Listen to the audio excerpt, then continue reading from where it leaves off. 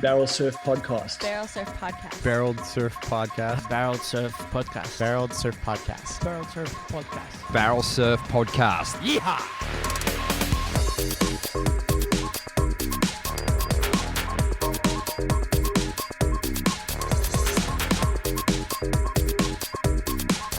All right. G'day, everybody. Thanks for tuning in. Listening to Barrel Surf Podcast. My name's Adzy. I'm back in my Shedquarters after a bit of a hiatus. Here to do a profile interview today. Got an old yelling up salty dog in the shed with me, and we're going to rip into some of his life's work involving the ocean and surfboards. Looking forward to it. Surf with him a fair bit. He still gets out there on the solid days out at the local main break, and he's been doing it a long time. Welcome to the Shedquarters, Stewart Bettenay. Thanks, Ads. Yeah. Thanks for the inviting me to the Shedquarters. Yeah, no worries, mate. Saturday afternoon. Thanks for coming in, and yeah, have a couple of mid strengths and try to get some good stories out of you. Chat, eh? Yeah, for sure, mate. You're still surfing pretty well and still out there a fair bit. How old are you these days, I Stu? turned 70 last Wednesday. Oh, did ya? Yeah. No way. Congratulations, mate. What's that, 4 days ago? 3 days ago, I don't know. Oh, that's Anyway, a good effort. Just last week. Yeah, nice. Yeah, well, mate, you're still out there on the pretty solid days having a crack. I've decided to cut back a bit, Ads. Oh, have you? I've kind of drawn the line. If I see a 10-foot wave, Yep. I've decided to go to engine up. Yeah, fair enough, man. 6 to 8 foot, Yeah, fine. Yeah, sweet. When it hits 10 foot, it's getting pretty wild. Yeah, yeah. And the trouble with yelling up is the further out you sit, Yep. the bigger wave that's going to catch you inside. Yeah, as that's you know. Yeah, yeah. If you, yeah. I see the young guys sitting inside on their boards taking duck dive. Yeah. They're safe. Yep. It's the old guys on the bigger boards, we sit out the back. Yep. What happens to us? Yep. When the 10-footer comes through, we're under it. Yep. You're right in the gnarliest part of it. Absolutely. The guys on the inside can see us copping on the head Yeah, and they duck dive and they come up. and they bolt towards the channel. Yeah, they do. Well, not that there's a channel sometimes, Well, but anyway. yeah. No, you're still out there having a crack, mate, so it's good. yeah. Always good to share the lineup with you. We've had plenty of good sessions over the We have years. Over the years, for sure. Yeah, It's great. sick. Mates, you're living in Dunsborough these days. You've been there a pretty long time, haven't you? Well, I moved down here in late October 92. Oh, yeah.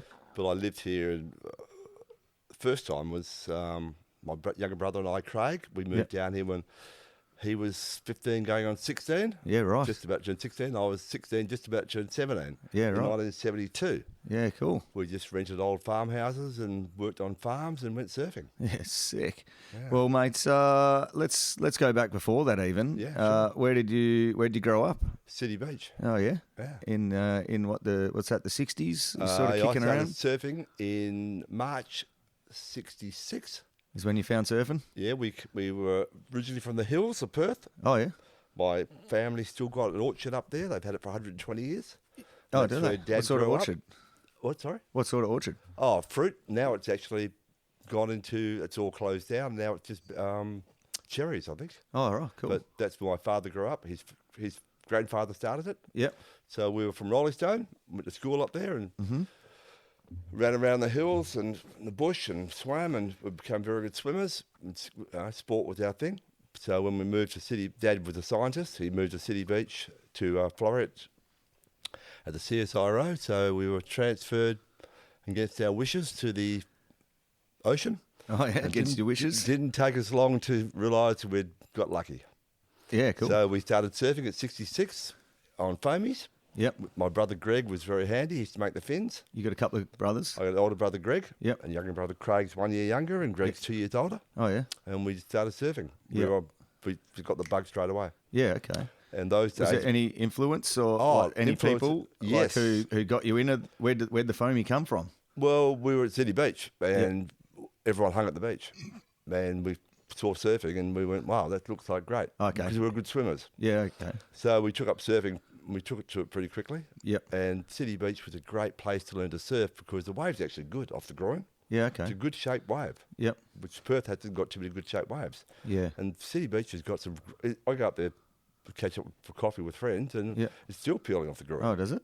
Yeah, it's pretty cool. It's So a you- good fun wave. So you're claiming it's not one of the old, it was better back in the day tricks? No, I'm not going to claim that because I've Okay. seen it now and I still like to surf it. Still reckons okay. But the rest Because of a few of the old boys that have come in and done potties in the past said that 100%. that Garden Island and all that bridge affected Well, sand flow at Scarborough and all that I stuff. think it's more, this is my opinion, I think it's more, because Triggs Scarborough have been destroyed surf-wise. Yeah. Triggs Point was probably the best beach rake I've ever surfed in my life. Really? Oh, Triggs Point. Well, have you been to Triggs rake recently, Triggs Point? Well, yeah, actually, yeah, I did. I went there last Christmas. Just Okay, for, well, yeah. when you go to Triggs Point car park, you walk down these. No, you're right, mate. I'm just I'm not- eating okay, chips, so I'm I'm sorry. covering the I thought I was microphone. too far from the no, mic. you're perfect. When you walk down these stairs at Triggs, or the walkway to the beach now, you walk down over a sandhill. That sandhill used to be limestone cliffs. In the Yep. summertime, we'd shelter in the caves. Yep. So the beach now goes out about, and Triggs Island used to be an island Yeah. in summertime, and you had to walk out about 20 metres through water up to your knees to get to the island. Oh, okay. Now the sand's out the back of the island. Yep. Yep. So where it was actually a sand point going out to the back of the reef, Yep. this is true, it used to break out the back of the rocks and go all the way to the surf club. Oh, really? I mean, windmills, you know how good windmills gets? Yep. That was much better. Yeah. Yeah. Incredible. So, and even the car parks were good and Scarborough was good. So it was better in the old days. Yeah. If you speak to Murray Smith, who goes back further than me, Yep. We've had him on here. Yep. Murray's great. Yep. Billy Gibson said similar things. Yeah, A few they're of the the guys. Scarborough boys. Yep. You know, Bob Monkman's another one for Scarborough. Yep. Yep. You could talk to, there was actually reef at Scarborough. Mm. That's all gone because the beach has gone right out and covered all the reef. And it's now a straight beach from Scarborough right through to Triggs, where it had little scalloped bays and stuff. Oh, okay. Yeah. Right. So that's all changed. So how City Beach? Maybe is still good. Hillary's boat harbour. You reckon? Dunno. People say that. I think it's more at Scarborough. They put those false sand hills there, Oh, yeah. and I've seen them with bulldozers or small dozers or some sort of machinery pushing the sand back out. Okay. They pushed so they made the beach bigger Yeah. Yep. Yep. for whatever reason. In fact, Triggs Island used to have the blue holes. You remember the blue holes? Oh, yeah. Because I grew up in Kareen. Yeah. So, I heard, like, mate, I was scared of the blue holes. Well, we all heard all these crazy stories that you The get story sucked in was there that and 3 die. nuns drowned there in the nuns. 60s. I heard it was 7 nuns. Well, But that's, I think I don't know. no, well, see, it got more and more nuns because I'm 20 years younger than Yeah, you. so Obviously, every 5 every years. 5 years there was an extra nun. So it has changed, no doubt Yeah. about it. So Yeah. Cottesloe hasn't changed. Yep. City Beach hasn't really changed, in my opinion. Yep. Oh, City Beach has changed actually because I was up there in winter, Yeah. and there was guys surfing on the southern side, and very quite rideable waves Okay. for about 100 metres south of the Florett Groin, Oh, yeah. which never used to break. So Oh, there right. has been some change for sure. Okay. Well, how long's that City Beach groin been there? Right I from think, the start. I think the City Beach Groin was built in 38 or something. Oh, like that, really? A long time ago. Yeah, right. I wonder why they built it. Probably to stop erosion. I don't Okay. know. Even back then, they were thinking about that. I don't know. Well, the road used to go, you know where the Florett Groin is? Yeah. There used to be a road between the City Beach and Florett Groins. Yep. When I first went to City Beach. And behind the road there was a big sand hill. Now that's car parks and it's all lawn and stuff. So we used to actually, that road used to get washed away in winter Okay. by the storms. So anyway, and we used to surf the south side. The south side seems to have changed a bit, probably because we don't get as many storms. Yeah. And the south side used to get really good in winter. Okay. Yeah. Pretty full on actually, a bit like Rabbit Hill. Yeah. Mate, did you see, I don't know if you're on socials and stuff much, but last December, you know how we had a really good summer last year of like good solid swells and I stuff? think we've had about 4 or 5 good Januaries and Februaries with Yeah. swell. Yeah, well, last one, I remember December, we were out surfing out the front, had a really good day out there, you know, there's nice big west peaks, Yep. which is like, whoa, Yeah, December, we're getting nice west peaks. it's great, isn't it? And I think it was Ant-Man, I think he was out there with us, and he was just like, mate, Triggs was pumping. Really? Well, no, he was telling me how good the sand was. Well, and then I saw yeah. some footage that night of Triggs, and I was like, whoa, it was actually really good. I was like, man, I would love to surf that. It was crowded as hell, Well, obviously, but I haven't surfed the metro area for a long, long time. yeah, neither but have I. yeah, I've had some fantastic waves at the very first. If you go from Scarborough to Trigg, the very first car park, Yep. I've had epic waves there Okay. when I was younger. But Yep. I might have seen things differently. Yeah, I don't know. But Triggs Point, to guaranteed, it was fantastic. Yeah, okay. It still gets good, Yep. but nothing like it used to. Can you remember the first time you ventured up to Trigg Point then from City Well, I would have Beach? been riding a foamy. I Would was you? lucky because Dad was into his 3 boys because we're all into sport, and Dad would drive us up to Triggs and Scarborough on our foamies. Yeah. We surfed before school. Oh, yeah. Yeah. Sick. That's pretty Yeah, good. Yeah. Pretty And- good of your dad, who no doubt Dad was didn't great. surf, obviously, because No, he didn't, but he was. surfing hardly existed before Well, that. how old was Dad? Dad was probably in his late 30s. Yeah. you know. Old man back Old then. man. Yeah. No Kelly Slaters back then winning pipe at 50. And Dad used to also take us down to Avalon Oh, yeah. on our foamies because we had a great aunt who had a house there. Oh, yeah. So we used to camp there and go surf Avalon Point on our foamies and Gearys. Because that was like a super small tourist fishing town back then, wasn't it? Beautiful. And it's actually quite a good wave. Is it? Yeah. I've never surfed around there. Well, I haven't surfed there since 1971, but I have driven in and seen it Yeah, right. breaking because my friend Barry Day lives there now. Oh, yeah, cool. Yeah, so Barry surfs it, and I call it and see Barry and go, that looks like fun.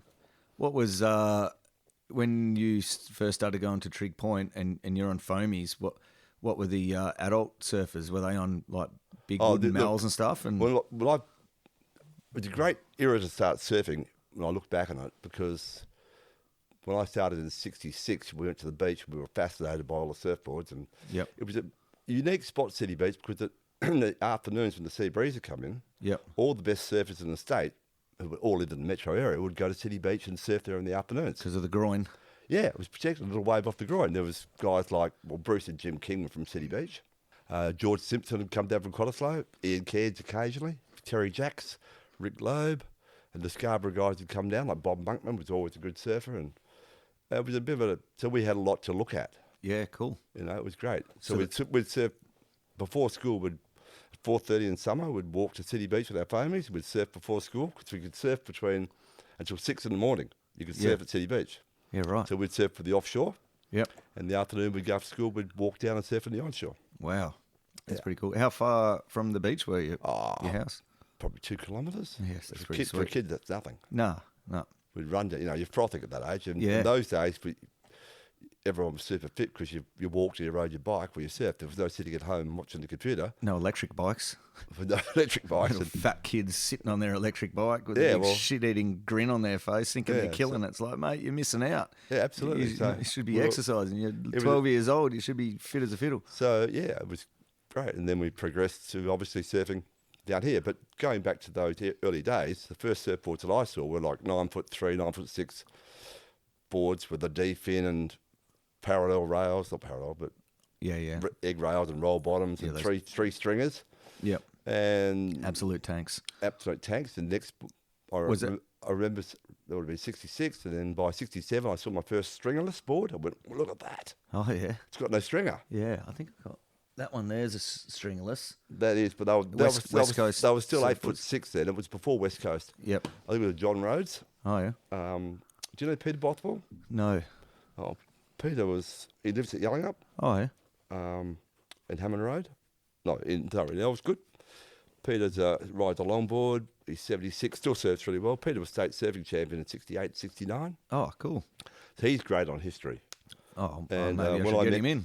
Yeah. I mean, I must have shared the lineup with him plenty. Oh, Peter's he's a little very private, but Yep. we could always give it a try. Yeah, well, I'll get you to go around and ply him with some Forester red wine and some Cheeky Monkey Well, beers. he's given up drinking. Oh, so- that makes it very difficult.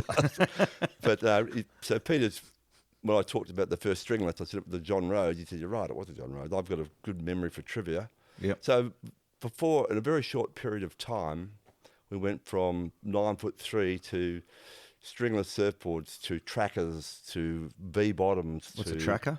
A tracker was a board like, see that one there with a wide nose? Yep. And going right Oh, to the yeah, tail. just, so yeah, they were called trackers. narrows all the way That's down. what they did. They tracked. Yeah, yeah, gotcha. Yeah. But they were just people were experimenting with surfboard design. Then there was the pintails, Yep. and from 66 when I first started surfing, by 1970, 71, we're riding 5-foot twin fins. It's crazy, eh? And if you go to that Surfing Down South website, you'll see a photograph of my brother Craig on a 4'8" twin fin doing this great cutback at Margaret River. Really? 1971 state surfing title. Wow. Yeah. That's taken it a bit far, isn't it? And I was riding a 5-foot twin fin those days. No leg ropes, of course. 20s in the early 70s. Yeah, 70s. They were great. The first 20s were 70. We rode them all the time. Oh. We rode them at Margaret River and everywhere. Yeah, right. So Craig was riding a 4'8" and I was riding a 5-footer. It's pretty insane, like, because you're just never getting that time again in surfing because it was new. All that crazy experiment and working and that rapid evolution, like, it's just never going to happen again, you know? Like, No, we're stuck with thrusters, which are great. yeah. It's funny, the first time I saw a thruster was 1980. I was in Newcastle, I think. Yep. And one went past on the roof of a car. Oh, yeah. And I went, that's it. Really? As soon as I saw it, I went, that's it. It just look good on the top It of a looked car like even. It looked like an aeroplane. It was making the car go faster. It looked fantastic. That's really So classic. at that time, my brother Craig was shaping for quarterly surfboards, and I rang him up and said, what's happening with these thrusters? He said, they're fantastic. And he made me one and shipped it over to Newcastle. Yeah, right. So surfboard design. So you're right. Since the thruster came about, well, even surfboards have always developed. Now Yeah, and they're still developing every 10 they're years. just being more but- refined now. Yeah, And yeah. now you've got a great selection of surfboards. Oh, yeah. If So you you could- walk down the beach with a 6'2" thruster these days, it's almost like you're the odd one out. You Well, there's know, lots like- of alternative surfboards, isn't Yeah, there? yeah. Which is kind of fun. Yeah, it's definitely fun. Mate, there's so many avenues you could follow there, but I want to go back to those early Trig Point days when you're on the Yeah. foamy still. Yeah. Trig Point has been a crowded way for a long time, hasn't it? Was Well- there ever any animosity in those early days? Absolutely. Even when you're a kid on the look, foamy?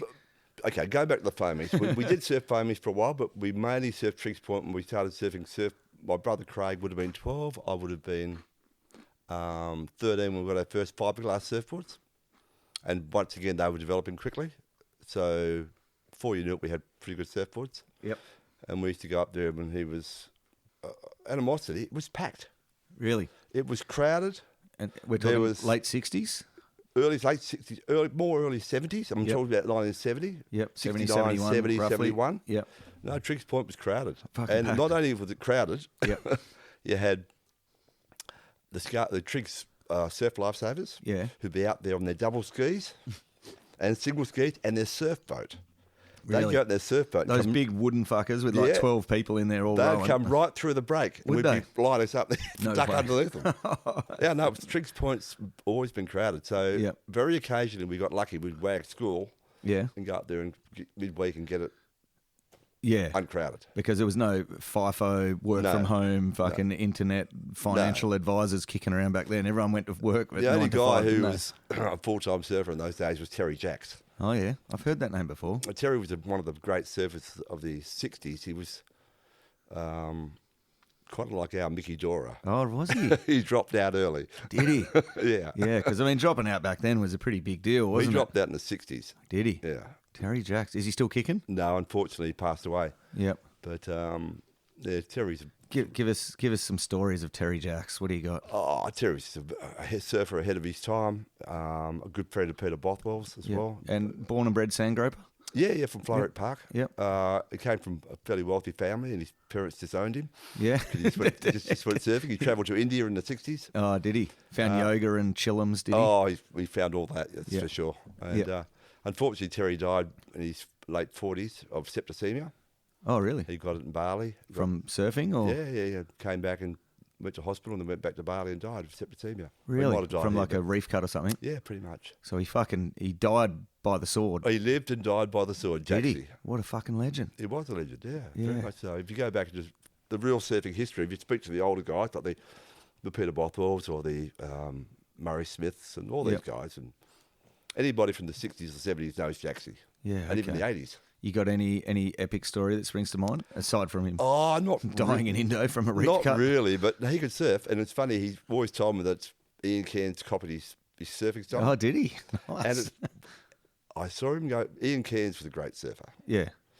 Not so good on his backhand, Yep. but great surfer anyway. And one day I was watching Jaxie go left at Yelling Up. Yeah. I went, correct. Really? I could see. Wow. 'Cause Ian was- Kanga studied him. Because Terry spent a lot of time surfing everywhere, especially at Coastlines. Yeah. And that's where Ian was surfing too. Oh, yeah. Yeah, cool. Yeah. And his name popped up was what? Because you wagged once and got a good during Uncrowded, and he was the only guy out there or something. Is that, Jaxie? is that how we got we his name? all got a new. It was a very small surfing community in those days, so everyone kind of knew each other, and these were the guys we looked up to. Yep. Like Jim King, who does Yeah. the surfing down south stuff. Yeah, I need to get him in here. Jim's a great guy. I mean, He's super passionate about history and surfing in WA, isn't he? Jim was a great surfer in his day, and he was one of my early surfing heroes because he's from City Beach. Yeah, cool. Ooh, it is a bit chilly these days. And the great thing about chilly waters in the southwest and Australia and worldwide is getting yourself a Shark Eyes wetsuit. The best rubber in the business. Give it a try. You will not be disappointed. Yeah, Shark Eyes wetsuits. Yeah, Shark Eyes. Well, what do you know? Cheeky Monkey and their limited release, they're at it again. You got to love the limited release. Yes, and also look out for the Main Break Hazy IPA as well. That's available on tap at selected venues around the southwest and Perth.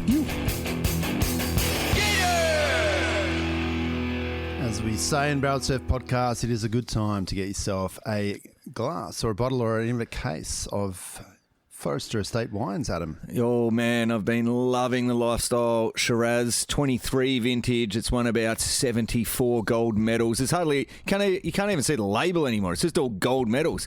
And, mate, it's very reasonably priced, especially if you go on their website, chuck in the coupon BARRELLED for 25% off, and, mate, you are drinking a $100 bottle of wine for about $20. It's killer. Forester Red. Your beauty, Forester. Bon dia, I'm Iago Dora, and you're listening to Barreled Surf Podcast. So you were saying that you snuck off during school a couple of times and got tricks good with less crowd. Yeah, when you get the surfing bug, Yep. especially when you're young, that's all you want to do. And you can't, everything else falls apart, doesn't it? Yep. Mate, were the older guys pretty harsh to you younger guys at Trig Point on a crowded day? Or we held our own. Did you? We were pretty nifty. Yeah. Craig and I'd go out there. My brother Craig was an exceptionally good surfer. Was he? Exceptionally good surfer. And He's still kicking, isn't he? He's still alive. He's not surfing anymore. He lives in Bali. He can't surf because of certain reasons. But Craig was a fantastic surfer. Okay. Yeah. In fact, I'll tell you a quick story about Craig's. Craig was Tell me a fucking long story, Stewy. That's well, what we're here for. Craig won as a young surfer. He won every surf contest. Did he? Yeah, Yeah, in right. Western Australia. And in fact, in 1970, I told you about that surfing photograph in 1971 of him At doing a Margie's on cutback the- at Margaret. yeah, So on it's the 4'8" twin fin. Yep. He got third in the state titles that year, Oh, yeah. and the Australian titles were at Bells. Yep. So he got in the WA team. Yep. So Mum and Dad paid for us to go over. I was his chaperone. Oh, cool. 15. He was 14. Yeah, classic. And first time on a plane. So we arrived at Bells, and the contest was transferred to Joanna because that was not enough swell. Yep. And Craig was riding a 5-foot twin fin. He had a red and yellow one. I had a green and blue one. And we went off to Joanna with all the crew. And in the juniors was Wayne Bartholomew, Rabbit, Mark Richards, Right. Simon Anderson, Okay. Peter Townend, Jeez. Andrew McKinnon, Stephen Cooney from Morning of the Earth, Yep. Bruce Raymond. Oh, yeah, right. Quicksilver. And the final was held the first round was held at Joanna. Yep. And they were calling it 8 to 10 foot. Ooh. It was probably 8 foot on the face or 10 foot in the face. But Yeah, we but were from Western Australia. We were used to bigger waves. Yep. The Johanna's pretty exposed. It picks Beach up break. swell. Yeah, and the whole it's a long way out, and it's not easy to down surf. past Apollo Bay. Yeah, I've been down there. It's a So- very exposed beach break, isn't it? That was the first round. Anyway, Yep. Craig made the final. Oh, okay. 6th. Yep. And Andrew McKinnon got 4th. Yep. Peter Townend got 3rd. We left down to Simon Anderson and Craig.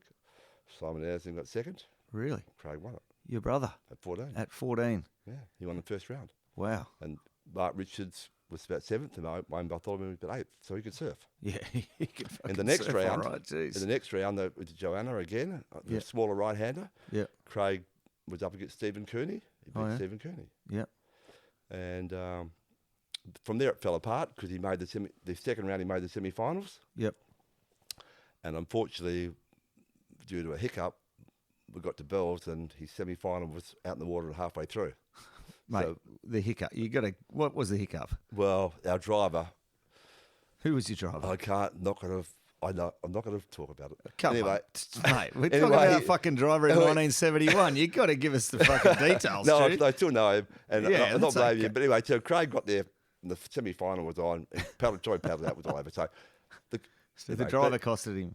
possibly. What, Well, was he drunk or No, stoned or what I happened? think it was probably a dispute. What, over about- petrol money or something? Oh, probably could have been something trivial. Who knows? It was a long time ago. No, Grab a sip there, anyway, mate, if you want to sip. You're fine. Anyway, that's Craig could really surf. Yeah. So when we Wow. were at Triggs Point, I could surf reasonably well, but he could surf really well. So Yeah. as How a- old? How old was like Mark Richards, Simon Anderson, or Rabbit, or them? Were they like a few years older than him? Yeah, Simon Or Anderson, same age? Simon Anderson, 2 years older. Okay.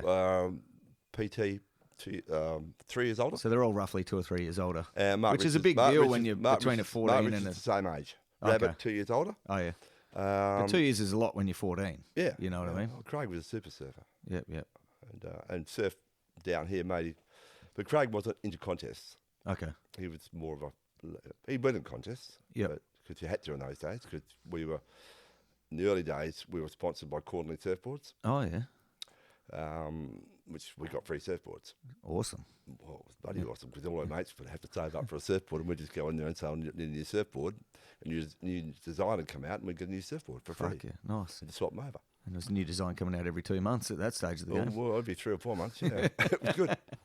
Yeah. Sick. So we had to go and surf contests to Yeah. justify it. Oh, for sure. Yep.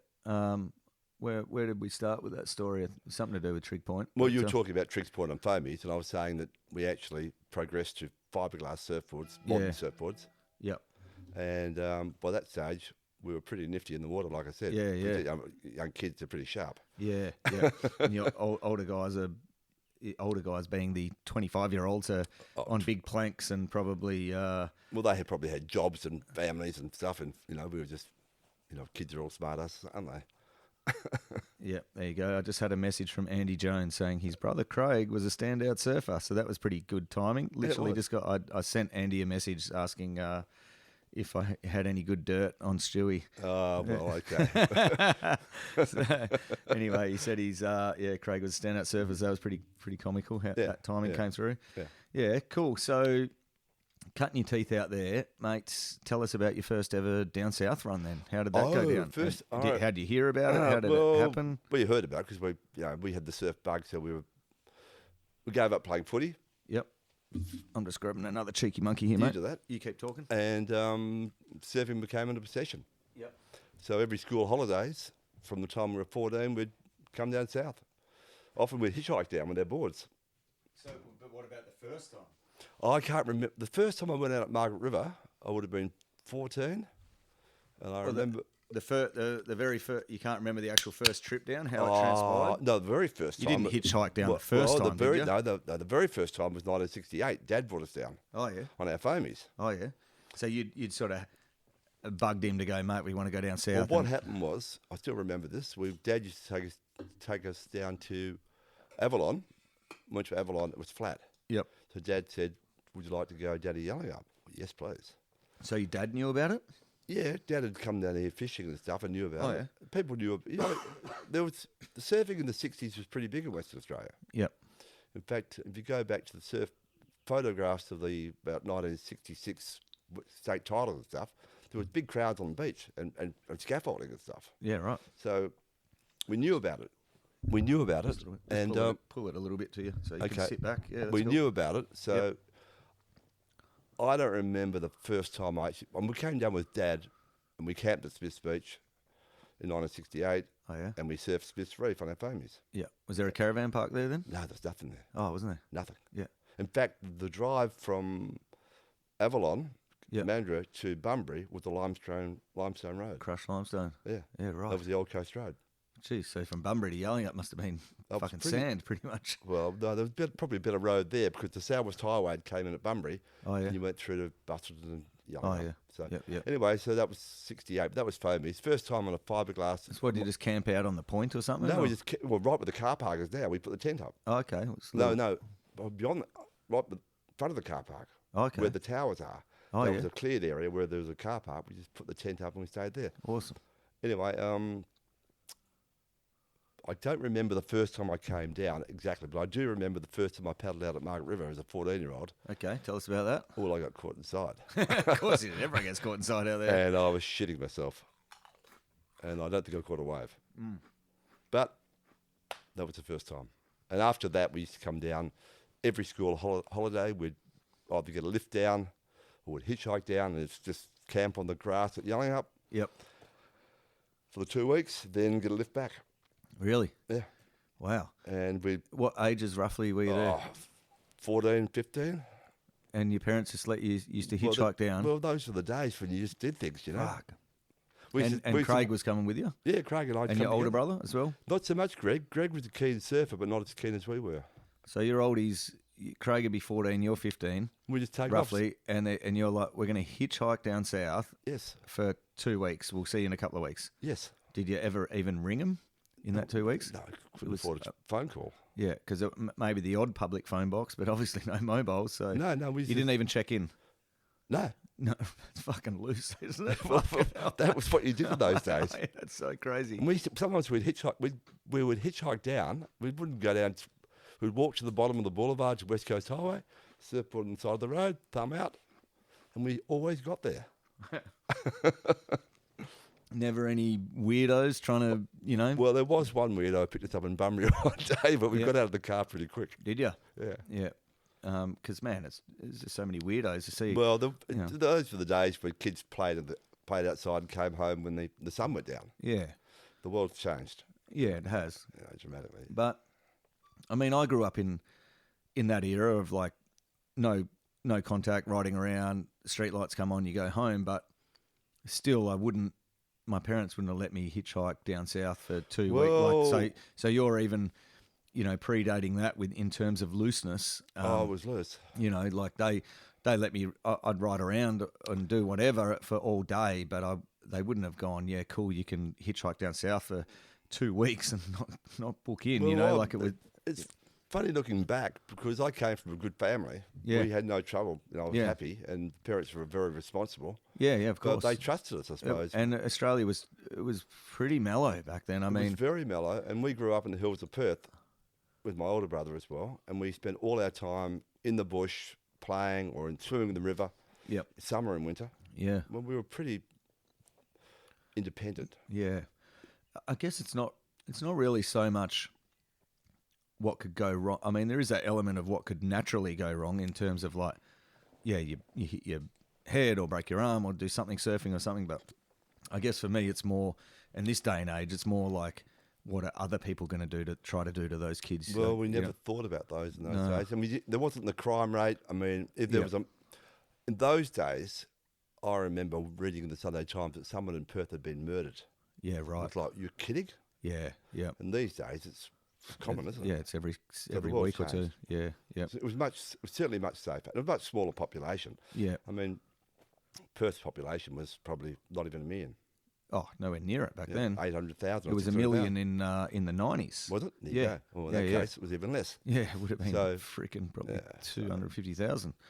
I think it was at the Beaufort murders in South Australia. I think that The changed. Beaumont. That's what it Yes, was. I was. That would have been big news. That would It have that was changed big a news lot of 'cause people's. my dad used to talk about it. Yeah, Yeah, because that was 3 kids going to the beach. and never seen again. Never seen again. That's and true, yeah. never got solved. And I remember, I listened to a lot of crime podcasts and stuff, and I remember they saying that really changed the feeling in Australia Well, for it a lot must of have. people. When I think about it, because Dad Would have did, been around the same era. Dad did talk to us about that actually. Yeah. But I suppose when you got down to Yellingup, you knew a lot of people. Yeah. There was surfing was a very strong community. Yeah. Close knit. And you knew everybody there was the North Beach guys, there was the Yeah. Triggs guys, the Scarborough guys, the City Beach, the Cottesloe guys, the guys down near Fremantle. And you knew so many people. Yeah. You know, Yep. we always got a lift back. Yeah, it was easy to get a lift back. Always one a of the lift back. surface. Who's Yep. going back? Right, jump in the car and Yep, go yep. home. Any memorable lifts backs with those 70s surfers? Any funny Well, stories? we used to have a lot of food fights Oh yeah, in the cars. Yep. Well, you'd have the can of baked beans open, and you go past your pal, and you'd hang out the window and throw the baked beans out, and yep. or throw the food out, and then they'd pass you and do the same. So it was just some pretty wild times actually on the Yeah. road. Yeah, that's right. Yeah, But we always seemed to get home safely. yeah. No RBTs back then either. No RBTs. Yeah, I'm sure there was a few long necks getting down Well, by there the was older all people. sorts of things going on. Yep, yep. Classic. And mate, so your first surf down south was at Smith's. That's on a foamy, yeah. Yeah. What area, the Margies or the Yelling Up area? What area appealed to you the most in the early days? Well, there Yelling Up was the centre. Was it? Everyone was hanging at the Yelling Up car park. Everyone, even when I was 15, 16, 17, you'd come down to Yelling Up. Well, I was 17, I was living here. But 16, 15, you'd go to Yelling Up, on the lawns, you'd get a lift somewhere. And that's when a lot of the surfing spots were discovered, say 1971. Yep. That's the year that Three Bears was first surfed, Left-Handers, Ellenbrook. Oh yeah. But everyone would go to Yelling Up, hang in the car park and just take off and come back. Yeah, right. And they had Surfside as well, which used to be run by this old English couple. Oh Used to serve cheap meals, Yep. and everyone would have breakfast, dinner there, and sleep in the car park. Yeah, cool. Yeah. No need to do a Dawny back then, was there? So you'd hang around for a nice hot breakfast. Oh, we do a Dawny, all right. Oh, did we're you? very keen, yeah. Yeah, did you? Yeah. Still doing Dawnies? Oh, well, I'm not doing too many these days. You got me the other day. Oh, I did. Yeah, cool, mate. In those early years down south, is there any session in particular, or any surfers in particular that really stand out that you witnessed and just went, wow, how was that? Like Well, that guy or that session? Or... I suppose, surfing changed about 1971. The boards became modern. Yep.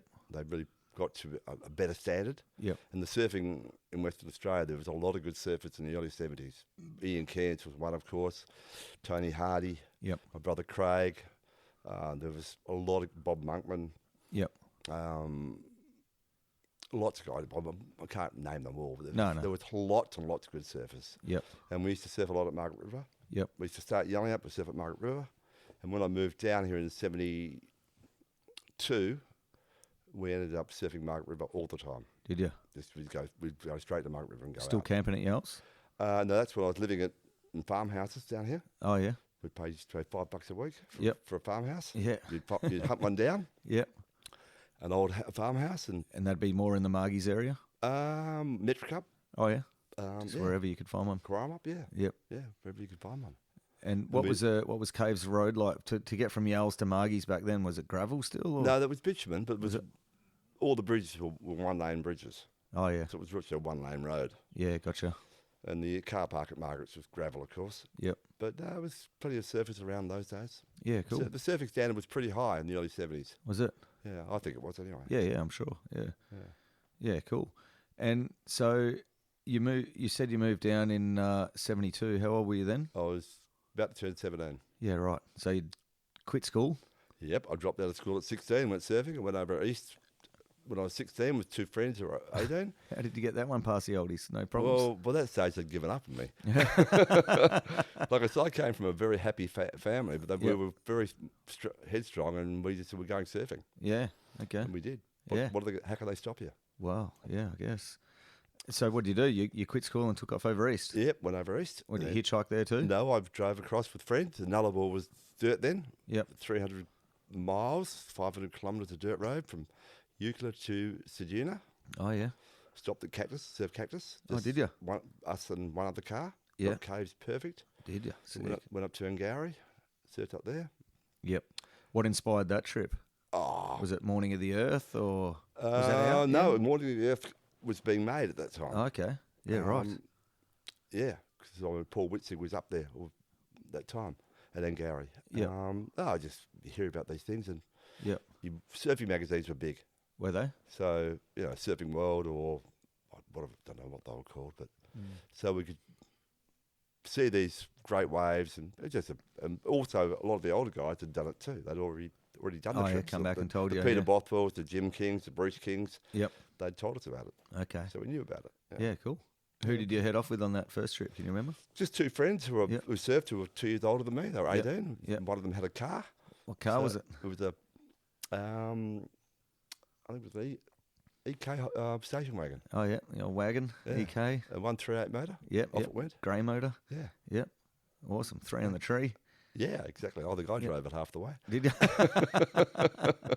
They were drinking and sleeping in the back, probably. Well, Get I don't know, Get the but, you know, 16-year-old to drive. I drove a lot of the way. Yeah, classic. In fact, when we first moved down here, my brother and I bought a $70 Morris Oxford, Yeah. 1952 Oxford, Right.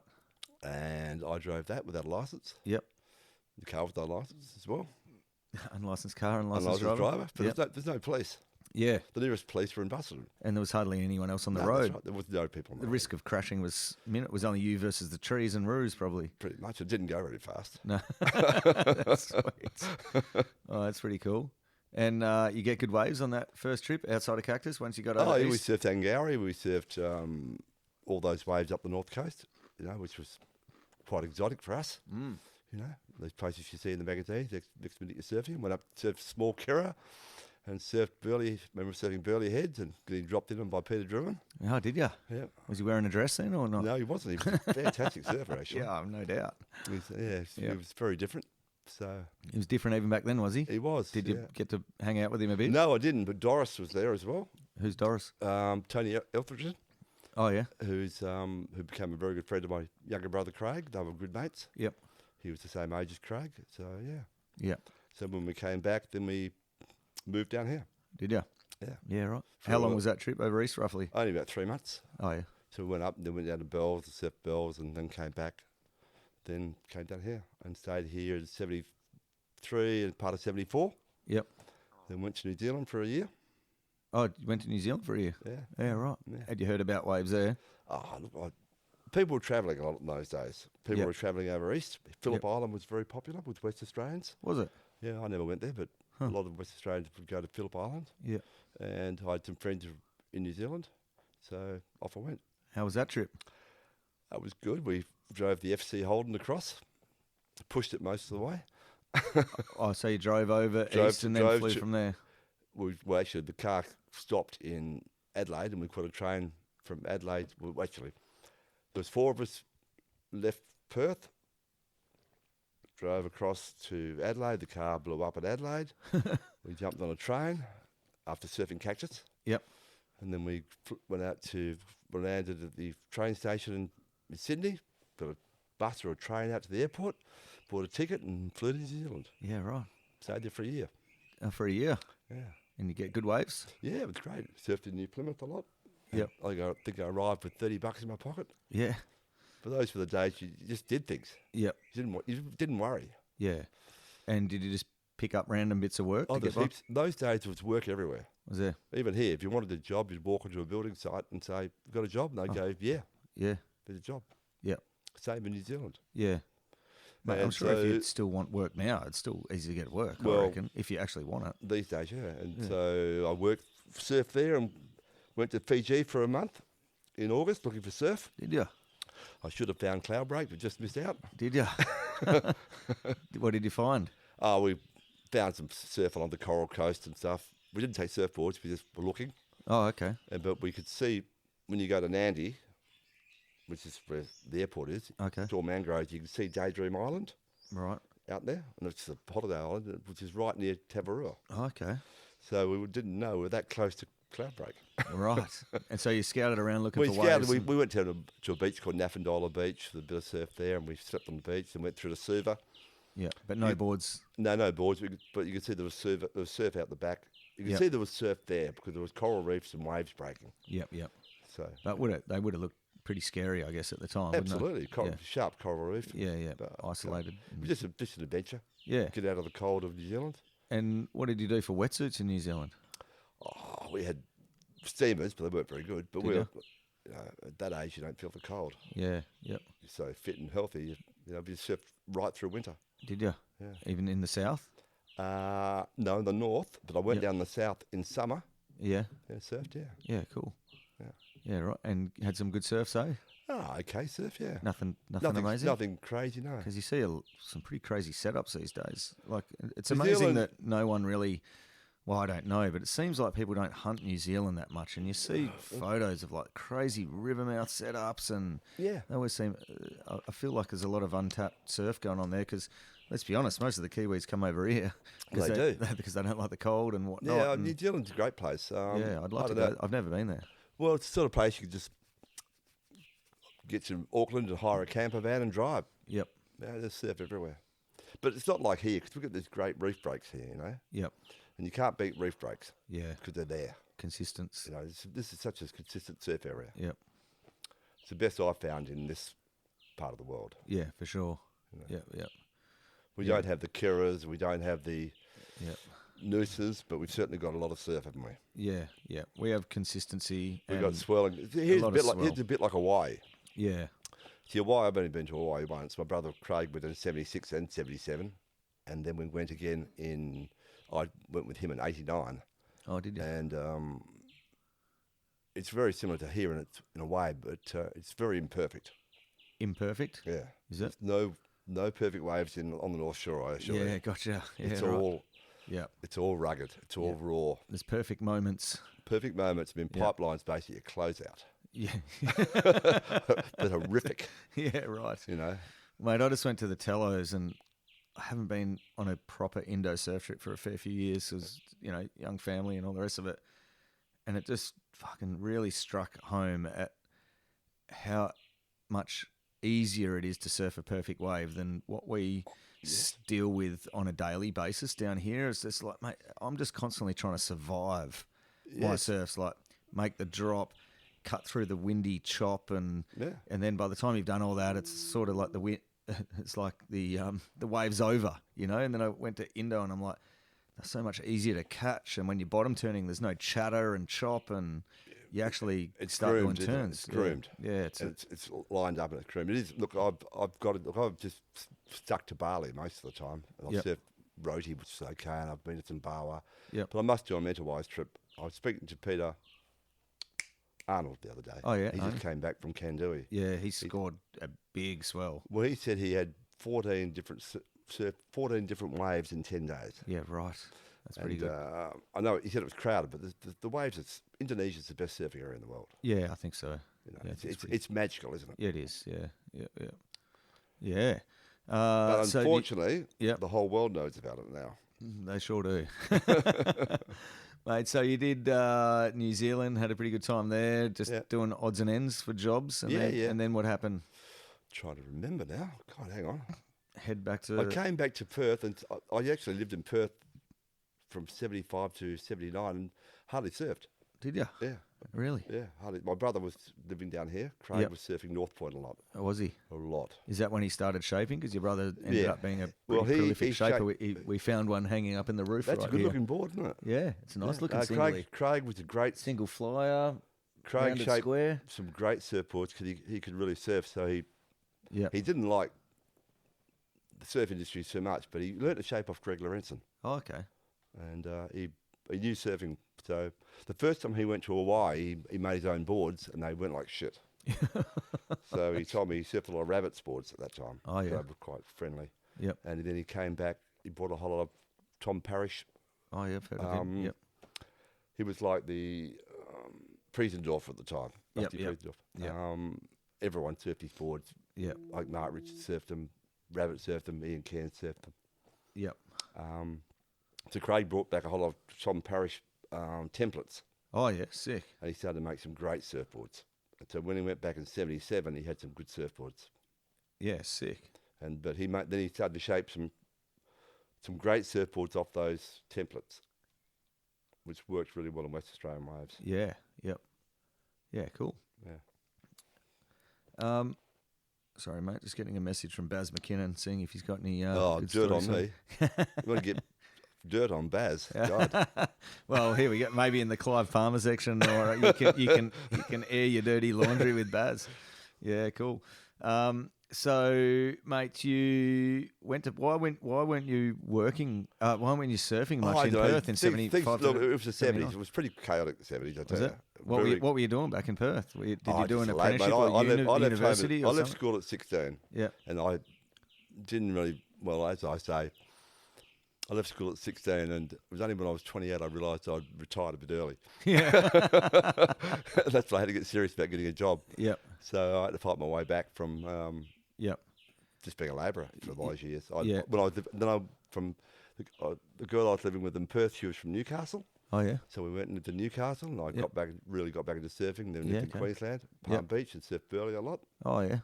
I And worked you're on- just labouring on building I sites and worked stuff. on the high-rise buildings, yeah. Oh, did you? Yeah. Yeah. Right.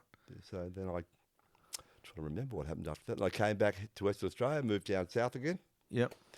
and Craig and I ended up getting Surfside Kiosk. kiosk in or there. for a cafe, whatever cafe, it is. restaurant. Yeah, What did you buy it or just? we had the lease, Oh yeah. and I stayed there 2 years. He stayed there 4 years. He was married and had 2 young kids at the time. Yep. What year was that roughly? 83, 84, 85. Oh, yeah. I went to Perth and jagged a job in the computer industry Oh by pure ass. fuck! What did you know about computers? Fuck all.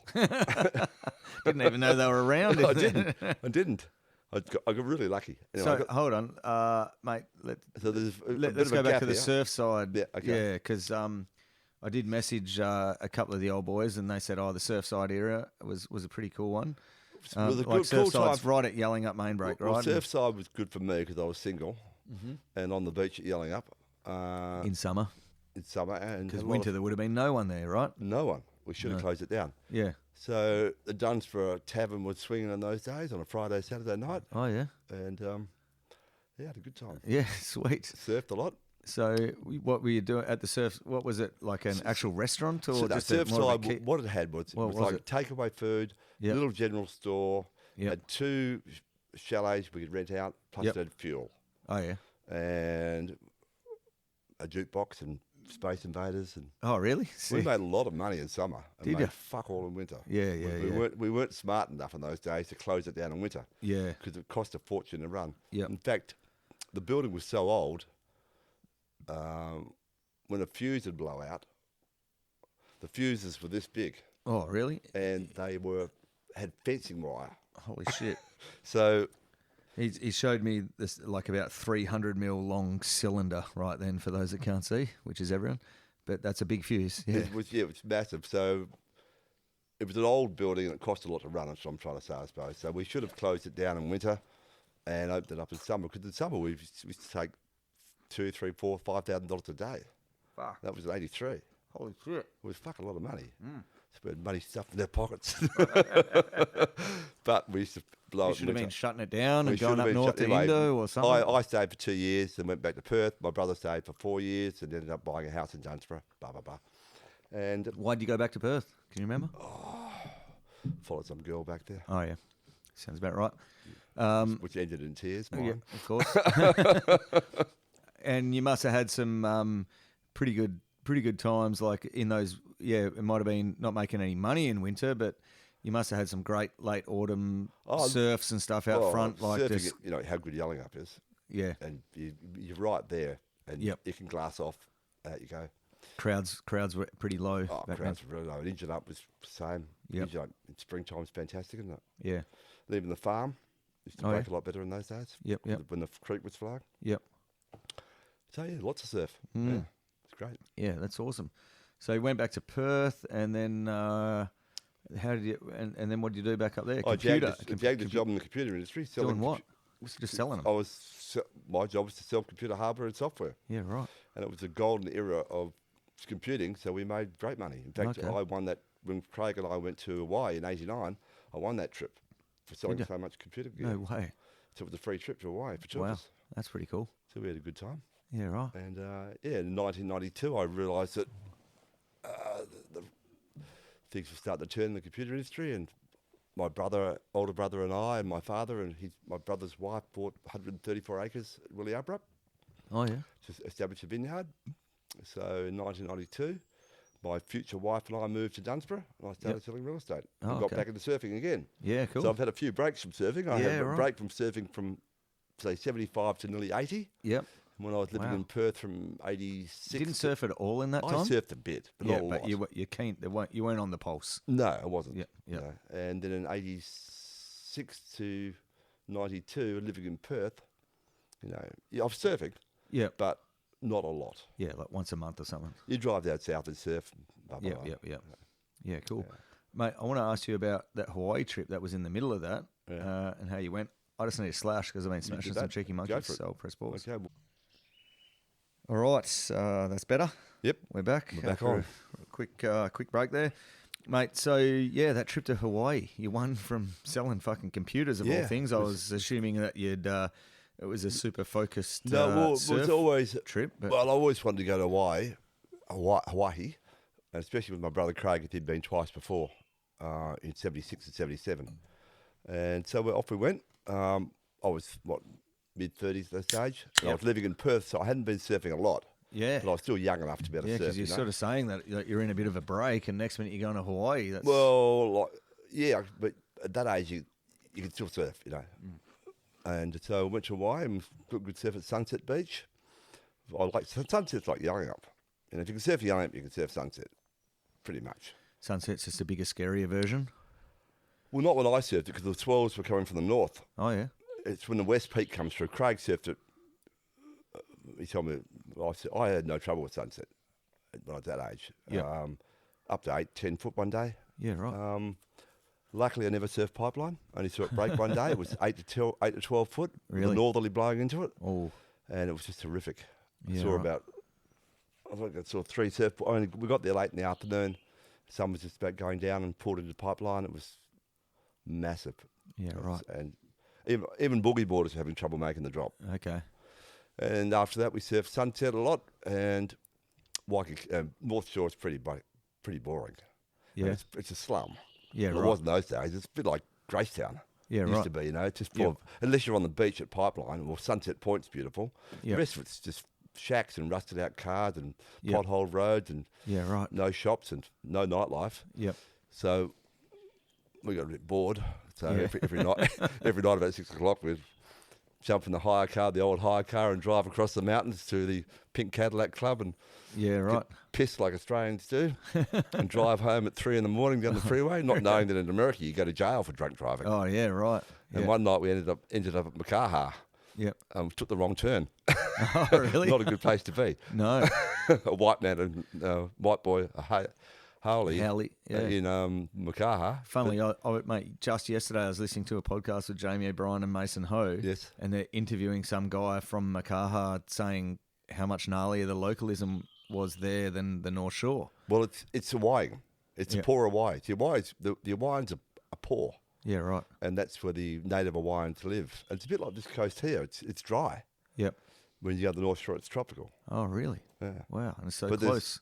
Yeah. Yeah. Just as a bit of a mountain range, and just for some reason the rain doesn't hit. Yeah. Orographics. I don't know what Hawaii is like now, but it was very primitive. So what happened very that night when macho. you ended up there by mistake? Oh, we got out, but Oh, you turned around. but I would say because You didn't sleep I there, was the driver, you know. Oh, yeah. And went, where are we? Because you normally go over the mountains and come out Haleiwa. Oh, yeah. Actually, you've heard of Fast Eddie Rothman. Mm-hmm. My introduction to Hawaii was we got to Hawaii, found a car yard, hired a heap of shit. As we're standing on the footpath, we got offered every drug under the sun. 'Cause Really? Hawaii, Hawaii is Waikiki. They're called wacky Yeah, for a right. reason. It's just madness. Was it? So we hired the car and put our surfboards in the back, and off we go across. And as we're coming into Haleiwa, you Yeah. go across the famous bridge there. You know the bridge. Yeah, the I've little- seen photos of it. Yep. That's the That's like in- the entry point to the North Shore, isn't absolutely. And the Yeah. radio's on. it? Yep. And the radio announcer goes, "News flash, a local gangster is missing, presumed buried in pineapple fields," and the pineapple fields are on either side. Yeah. And the main suspect is Fast Eddie Rothman. Really? That's as we're about to go across the Haleiwa Bridge, so And you guys already knew of him, obviously. in no, the absolutely. surfing Well, world? he'd been in Bali when I was there, Oh, right. and he was beating people up then. Was he? In Bali? Yeah, Yeah, in right. '82. Wow. Yeah, for looking at his girlfriend. You saw that? No, but he was staying in the same place I was staying at, Was he? so not the sort of guy you want to mess with. Yeah. So anyway, that was the introduction to the North Shore. Then we surfed Good Laniakea, Oh yeah. Haleiwa, Sunset, Yep. and the Rocky Point. Yeah. Cool. Then we went to Kauai Oh yeah. and went over to Hanalei Bay. Yep. That's where the Irons boys are from. Okay. That little town there. Yep. Forgot what it's called. Starts with L anyway. It's just a really cute little town, a bit like Margaret River used to be. Yeah. Right. Stayed there for a week. Got Yep. a few surfs, not a lot. Yeah. So good trip all around. Yeah, good trip. Then flew back to. Didn't have any issues with No, I had no, locals and. I had no anything? trouble with the locals. Yeah, if you're polite, it was cool. You know, Yeah. they see you can surf a bit and you're polite and you Yep. don't hassle. And yeah, people say I had no trouble. Yeah. Awesome. Yeah, Yeah. Cool. but I think it's changed a bit now. Well, maybe. It's So it's almost funny, like you it's know, gotten softer because of everyone having a camera and everything everywhere. They can't do what they used to do. Well, you know, can't enforce the way they used to enforce. You know Because, Joe Jordanoff? You know Joey? yeah. Well, Joey's a great guy. I work with him, and he's Yeah. a very good bodyboarder. He Yep. was sponsored by Billabong. Mm. So he did the world circuit for 5 years. Yep. He surfed pipeline quite a bit. And Yeah, right. he dropped in on one of the locals. Oh, did he? And the word went out, they were after him. Oh, no way. So he had to show up to the house where And the guy was He's staying. not exactly 6'4" and built like a brick shit house, He is looks he? like an angel, but he's... Yeah.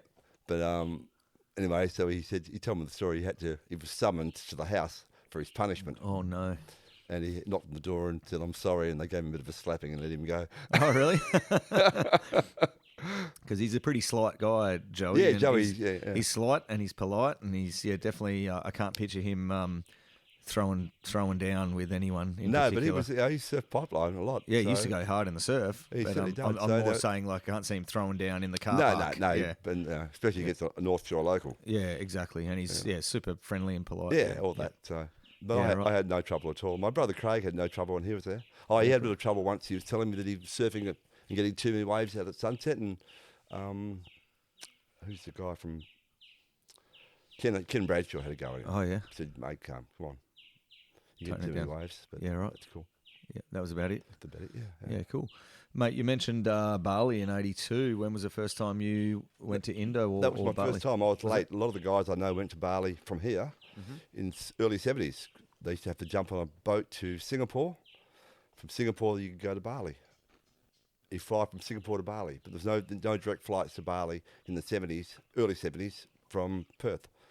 So a lot of my friends, George Simpson and those guys were up there. So you used to fly to Singapore and then get a boat. When I went there first, you flew to Bali in 82. okay. But the guys who went before me, Yeah, like right. the George Simpsons and a lot of those guys, and Steve Forden was a mate of mine, they all went in the early 70s. Yep. And they had to get on a boat to Singapore and then from Singapore to fly to Bali. Yeah, right. But yeah, I surfed, first of my Oh, surf. sorry, a boat from Perth to boat Singapore. Singapore, yeah. There's no flights. I thought you muddled that up. I thought you were trying to say Singapore to Bali was the boat. No, the boat from Perth Perth to Singapore. Jeez, how long did that take? Oh, that was a bit of a cruise. That's like fucking a week right there. Probably or was a week. Maybe more, right? Yeah, but that's the way you got to Bali. So they probably just like motored straight past Bali. I probably did, yeah.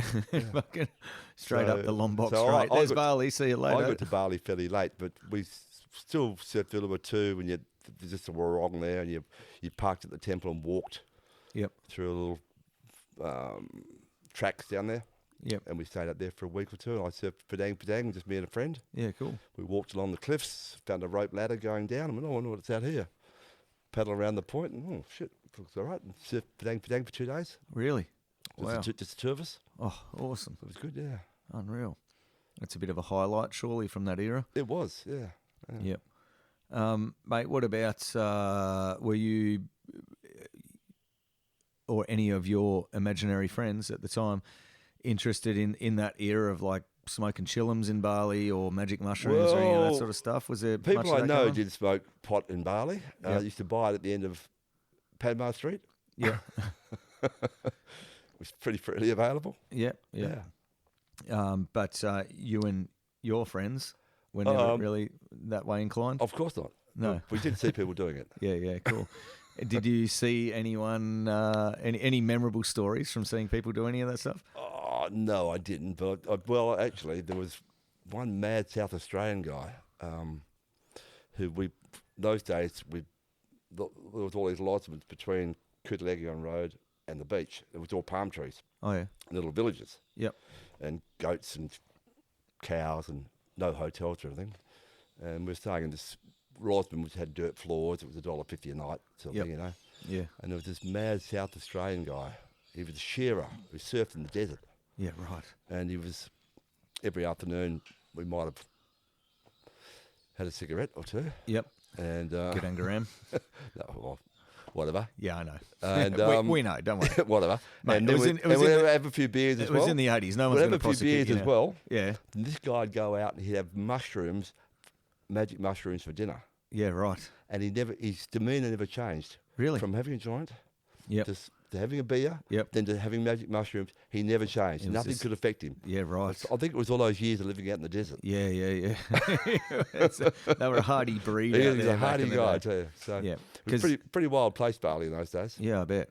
Because, I mean, let's be honest, Cactus was a pretty fucking wild place back in the 70s too, wasn't it? Like, you hear some crazy ass stories Oh, of, absolutely. for the crew who devoted their life to, I mean, yeah, to going out and living in Cactus in the 70s. Mate, that joint is fucking proper gnarly, windswept, Oh, salt-ridden desert. I Like, think you'd have to go mad, wouldn't you? you would, yeah. I mean, I remember I went through there in the 90s and I was on edge, remember, like, because I'd read stories about locals shooting at you in the lineup Well- and shit, and, you know, Yeah, there was, they're out there just in Yeah, the the desert, guys who- living in corrugated tin shacks, they've growing been, weed they've and just fucking... they've just gone mad. Yeah, they've gone mad, just Yeah. surfing and fighting sharks and growing weed and Well, doing whatever. I surfed there in the early 70s. That time I went over east, we surfed there on the way there, on the way back. There was just Yep. only one other car there. Yep. But there was pre-leg ropes too. So it was pretty. When I remember when you'd wipe out, 'cause caves is a fantastic wave. Yeah. For some reason, when you'd wipe out your board to go out to sea, Yeah, I know. And I know that from personal experience. and you have to swim out and get it. Yeah, to the west. Yes, Yeah, correct. go Go around the in- back of the break. And out. Yeah, and sort of go in front of that headland Yeah. on the inside of the break, and then just head out into a deep channel. Correct, 100%. Because I did a Dorney there once in like when I passed through in '98 in the Sandman behind you, Yeah. and my leg rope snapped. I had a leg rope, just fucking snapped, and we did a Dorney to try to beat the crowds because we heard they were going to shoot us with fucking guns, or like Yeah, we were pretty paranoid. Yeah. And yeah, the fucking thing snapped, and it was my only board. It was Yeah. like it wasn't like I was traveling with a quiver. I had no You fucking had money. to go out and get it. Yeah, and it snapped. And my mate didn't paddle out for some reason. He was like, "Oh, I'll wait and see how you go," or some shit great. like that. Yeah. So I paddled out the Dorney by myself. Fucking leggy snapped, and then I swum in towards a headland, and there was some local guys standing on the headland Yes. watching me. Yep. And they started pointing to where my board was, and I realised it was. Yeah, getting sucked out to the west into that deep channel and out to 100% sea. correct. Yeah. Yeah. So that happened to you, didn't it? Absolutely, yeah. Yes. We had no leg ropes. It's Every not time a very nice swim, No, is it's it? not. It's And fucking through dark, deep water, and you know the story. Yeah. Well, did you know about the shark stories back in the 70s, or wasn't Well, it really not a thing? like now. Yeah. Were you a bit naive at the time? And, Well, not naive, but there just well, wasn't many reported I think stories. we were a bit naive. No, I think it was not so many stories, and I think there wasn't. I got my own theories on the shark population. I think that was probably the safest time to be surfing. Mm-hmm. That was the most time when they were actually shark fishing, Yep. especially in the bite. Yeah. The white pointers were caught by default in the nets, Yep. but now, of course, Yeah. they're not being caught. Yep. But anyway, I also surfed out at outside castles Oh yeah. by myself one afternoon. Yep. And of course, I lost my board. I swam in, and I swam fast. So I did know about sharks. So it was on your mind. It was on my mind because Yeah, I just okay. Yeah. broke the Yeah, broke a which is on record. the other side of the channel, a bit further out from yeah, caves. yeah. It's further out. So Yeah. it's a long So way when you in. were losing your board at caves, were you worried about sharks? Can you I remember? can't remember. Not- It's a not long time. really? Well, I was Not probably- overly? Probably not. No. I was only 16, so I wasn't thinking about it too much. Yep. Yeah, cool. And did you have any no local issues back then? Well, there was only one other car there. There's no one there. There was only us and one other car. Yeah, well, there's no surf forecast, so those guys were still getting stoned in their corrugated tin shed There out was in the none of desert. those guys around those days. Wasn't there? No, there was no one living there. There was no caravan park, no shop, nothing. Yep. It was just sandhills. Yeah. In fact, we'd heard about cactus, castles, caves, Yep. and we got there at night and we parked our car. We got up in the morning and we were actually on the wrong headland. We were around the back.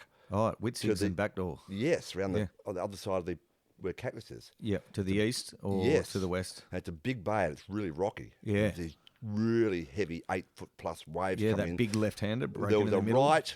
Yep. We went, well, there's cactus, there's Yep. castles, Oh, there's no. caves. We had Yeah. our wetsuits on. We're about to go out. Yeah. And we thought, just go for a run around the headland. Yeah. We ran around the headland and went, look at that. It was They look perfect. better. We Yeah. could see it. Beautifully groomed, perfect Yep. waves.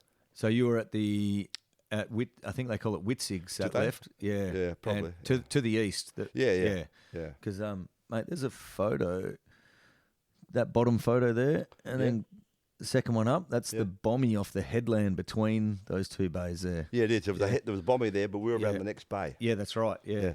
Yeah. Yeah. I surfed that right hander there. Did you? I think it's called backdoor these days. Could be, yeah. Yeah. Look, Pretty, it pretty was gnarly. certainly rideable, but it was. Oh, the left in the middle looked incredible, but fuck, it looked heavy. well, it was scary. gnarly. Yeah, we had no gnarly. leg ropes either. Yeah, exactly. And Fuck. it was pretty rocky. Yeah, and that right that I surfed was definitely breaking into a cliff. Yeah, it was. Yeah, it was. Yeah. Yeah. Whereas cactus, the actual wave cactus left, it's quite a nice peeling left-hander. It's quite perfect. Yeah, it gets really good. Yeah, and it doesn't break into a Well, rocky headland. all those waves, cactus castles, especially cactus and cave, are just fantastic waves. Yeah, beautiful They're waves. not threatening at all. They're just really perfect waves. Really nice waves. I mean, everybody knows about it. It's not like we're But it's blowing the lid on any secret spot here. would I surf it again? Yes, but I wouldn't stay there more than a couple of days. Yeah. I mean, it's a fucking awesome place to pitch a tent. You know, like it is. I went there about 10 years ago for the third or fourth time and pitch a tent, and you're walking within that one bay and then walking over to the back of that headland. There's like 6 great waves within walking distance of your tent. Yeah. Pretty awesome. It is. But it's definitely scary and sketchy in terms of sharks, I reckon. Well, And the waves have, definitely got some power too. it's not for me living on the Southern Ocean. It's cold, it's harsh. Yeah. You've got to be a surf Nazi. I mean, there's a guy used to live here called Kevin Hicks, good surfer. Yep. He'd be a bit younger than me, but he lives out there somewhere near Streaky Bay, Oh yeah. and he's got a dinghy. Yep. According to Dave Singleton was telling me this. Dave's Oh, yeah. a friend of his. Oh, that electrician. Yeah, Yeah. Dave's got He goes out there all the time, doesn't he? he's got a property. He bought a property out there as well. Yep. And he told him that Kevin goes out in his dinghy with his dog, Yeah. kilometre out at sea and surfs these 15-foot waves. By himself. Yeah. Yeah. No thanks. I think there's a lot of waves on that South Australian coast that are, we can name cactus. Everyone knows about that, but there's a fucking lot of other waves out there. If you're really keen and want to go get them, they're there waiting for you. I'm not that They're keen. empty. I'm pretty keen, but I'd rather go to Similu yeah, or the Mentwise or a something bit like more crowded, but your odds are that. Nice and warm and Yeah. perfect waves and civilization, good food, get a drink, stay in a place with air conditioning, jump in the pool. That's my idea of a Sounds surf pretty trip. good, I mean, it's great going up to Nalu. Nalu's fantastic, yeah, but otherwise, I'm a bit over the old surf yeah. Fair enough. journey. Mate, talking about surf journeys, then what's the best surf trip you've ever been on? You reckon? Oh, I don't know. I think my best surf trip's still coming up. Is it? Yeah, well, I think I need to go to somewhere like the Mentawais, like Kandui, like I'm thinking of going to Jeffreys Bay as well. Never been there? No, I'd like to surf it once in my. You've been there? Yep. Well, I'll talk to you about it then. Okay. Because it just came to me that that's one wave in the world I'd like to surf while I can still surf a bit. Mate, you should go there fucking right now. Yeah, well, I'm going Next to go. winter. I'm thinking of Go. going in May next year. Yeah, do it, man. Yeah. It is special. There's something special about that wave. Yeah. I went there for about a month, and there's something about that wave where it feels like most waves break towards the shore, whereas that one seems to just break parallel with the shore. Yeah. Never seems like it's trying to push you towards the shore. It's just like you and the land are just going like together the whole way. It's fucking awesome, man. Well, everyone who goes there says the same thing. You've got to go there. Yeah, you got to go there. At least I once. mean, And it's crowded and it's localized and it's fucking sharky too. Well, But sharky, yes, but Yep. still, you got to put sharks in your background, don't you? Even around here, of course. You're thinking about sharks all the time. You won't surf. I know, it's gnarly. I Especially mean, I this- went there and I was sort of like, I was doing Dornies to try to beat the locals and all the rest What of it. time of the year were you there? Oh, yeah, like July or something. See, I'm thinking of going in May because I spoke to a South African guy. He said it's still good in May. Yeah. It's not that cold. Oh, yeah. It's not quite as crowded. But Yeah, cool. Who knows? I think it probably always crowded. Is it? Yeah, I think so. There's Yeah. people that are dedicating their lives to living in that town because of that wave, for Yeah. sure, like here, you know. Yeah.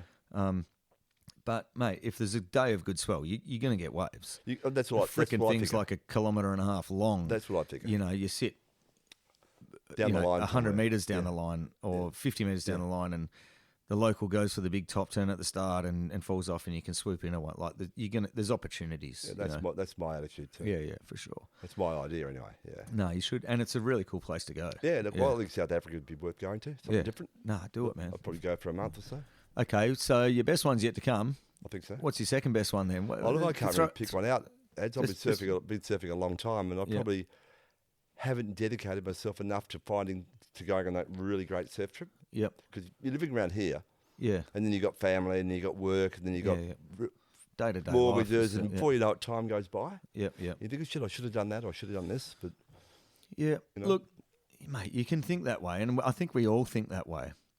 But already in this chat, you know, you did a fucking 3-month road trip over east in the early I've days. done You went to enough. New Zealand, Fiji. Well- You've been at Bali. Like, we all want to, especially, mate, it's even worse in this day and age when you're comparing your lives to fucking Instagram, fucking Red Bull sponsored crew who are going on a swell every 2 weeks. It's very easy to go, fuck, I haven't done Well- enough surf adventures, but mate, you've done Well- pretty well, you know. I've been in real estate for 33 years down Yeah. here, and I've done okay. But my friend Barry Day says to me, my biggest accomplishment in real estate is all the surf I've had. Yeah, Because exactly. it's great, because I can go surfing whenever I want. Yeah, You know, yeah, mate, you surf plenty. Yeah, and Yeah. so I can wait till 1 o'clock and go to Engine Up or Yep. go to Lefties or whatever. Yeah, So that's been good. You got a home open at 10 o'clock, and you're like, mate, just show you, just walk around the backyard. someone I'll be rang up there and in saying fucking they've got- an hour and a half. someone Open the said, front "Oh, door. what am I going to appointment to see you at 11 o'clock on Wednesday?" And I'll go, I'll call you back and check the surf Yeah. report and go, Boy, weather "Let's 7 day can we make forecast. it 2 o'clock? For sure. So, on the trips that you have done, Yeah. what do you reckon your best surf trip is then? Like, Oh, you go maybe to the Hawaii one sounded pretty good. Hawaii was a great adventure. Just going to look, the best surf I've probably had is around here, North it? Point. Is it? You know, you get North Point when it's good. It's pretty incredible. That's pretty good, yeah. You know, I've had great North Point, and Yelling Up. I love Yelling Up. It's great. And I lived in Queensland for a while. I surfed Great Burleigh. Yep. But the thing about this coastline is it's so consistent. Mm. And I lived in Queensland for a year, but in springtime it's absolutely virtually no surf. Yeah. It's a howling northerly. Yep. And it's- Nor'easter or whatever. Yeah, northeasterly. Sorry. Yep. And it makes our sea breeze look like a zephyr. Does it? Oh, and there's no surf out of it. At least with our southerlies, we get surf. Yeah, it brings in swell, yeah. So it's okay for those professionals living up in the Gold Coast because when the surf's good, it's fantastic. Yep. But when it's no good, what do? They jump on a plane to Fiji. Yeah, They jump yeah. on a plane to Indonesia. Yep, yep. Well, the average smuck is left around going for weeks and weeks and weeks. But Yeah, around right. here, it's pretty rare you go weeks and weeks and weeks without a surf in it. You can always surf. Yeah. You can always surf around here. It might not be great, Yeah. and they might be short, the waves, and a bit, Well, and a you bit go, lumpy. you go to Hawaii. Hawaii is not perfect. I mean, Indonesia's perfect. Yeah, yep. Nalu's perfect. Yeah, well, You know. Well, it's gnarly. it's gnarly It's perfect. perfect up to 5 It's foot. yeah, it's a ledging, stepped out, death Yeah. perfect. Yeah. So there's some great waves in Western Australia, but we've really most of them around here. This is the most. Tell us about some of your up north expeditions. Then. Oh, When I've was just the done first time? Kalbarri, and I haven't done as much as I could have done as well. I've been a bit stuck down here. Yep. You know. When was the first time you went up north, roughly? Oh God, not till about 88. Mm-hmm. Nalu. Still pretty early days. Really. Yeah, my brother Craig went up in 76.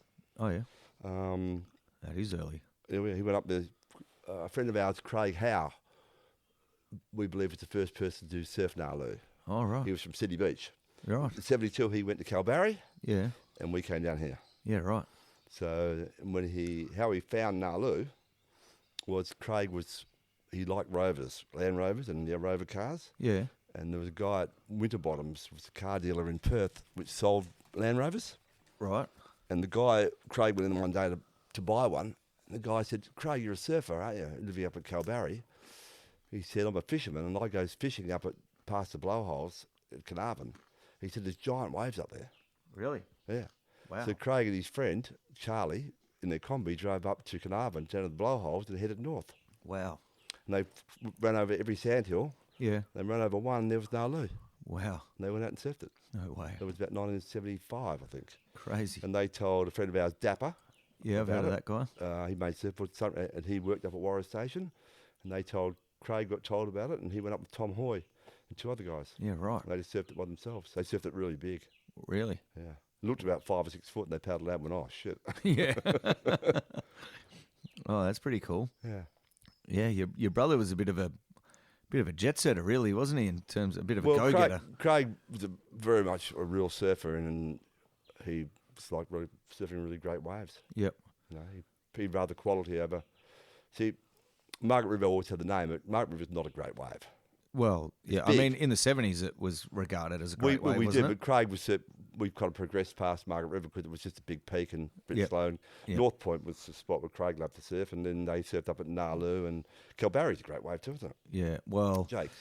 it is, but not for me because I'm a backhand. I'm a shitty backhand rider. Well, I I'm find lucky- it very, very challenging. Well, we brought up at City Beach. I'm probably better on my backhand. Really? It's the left hand with the Yeah, groin. right.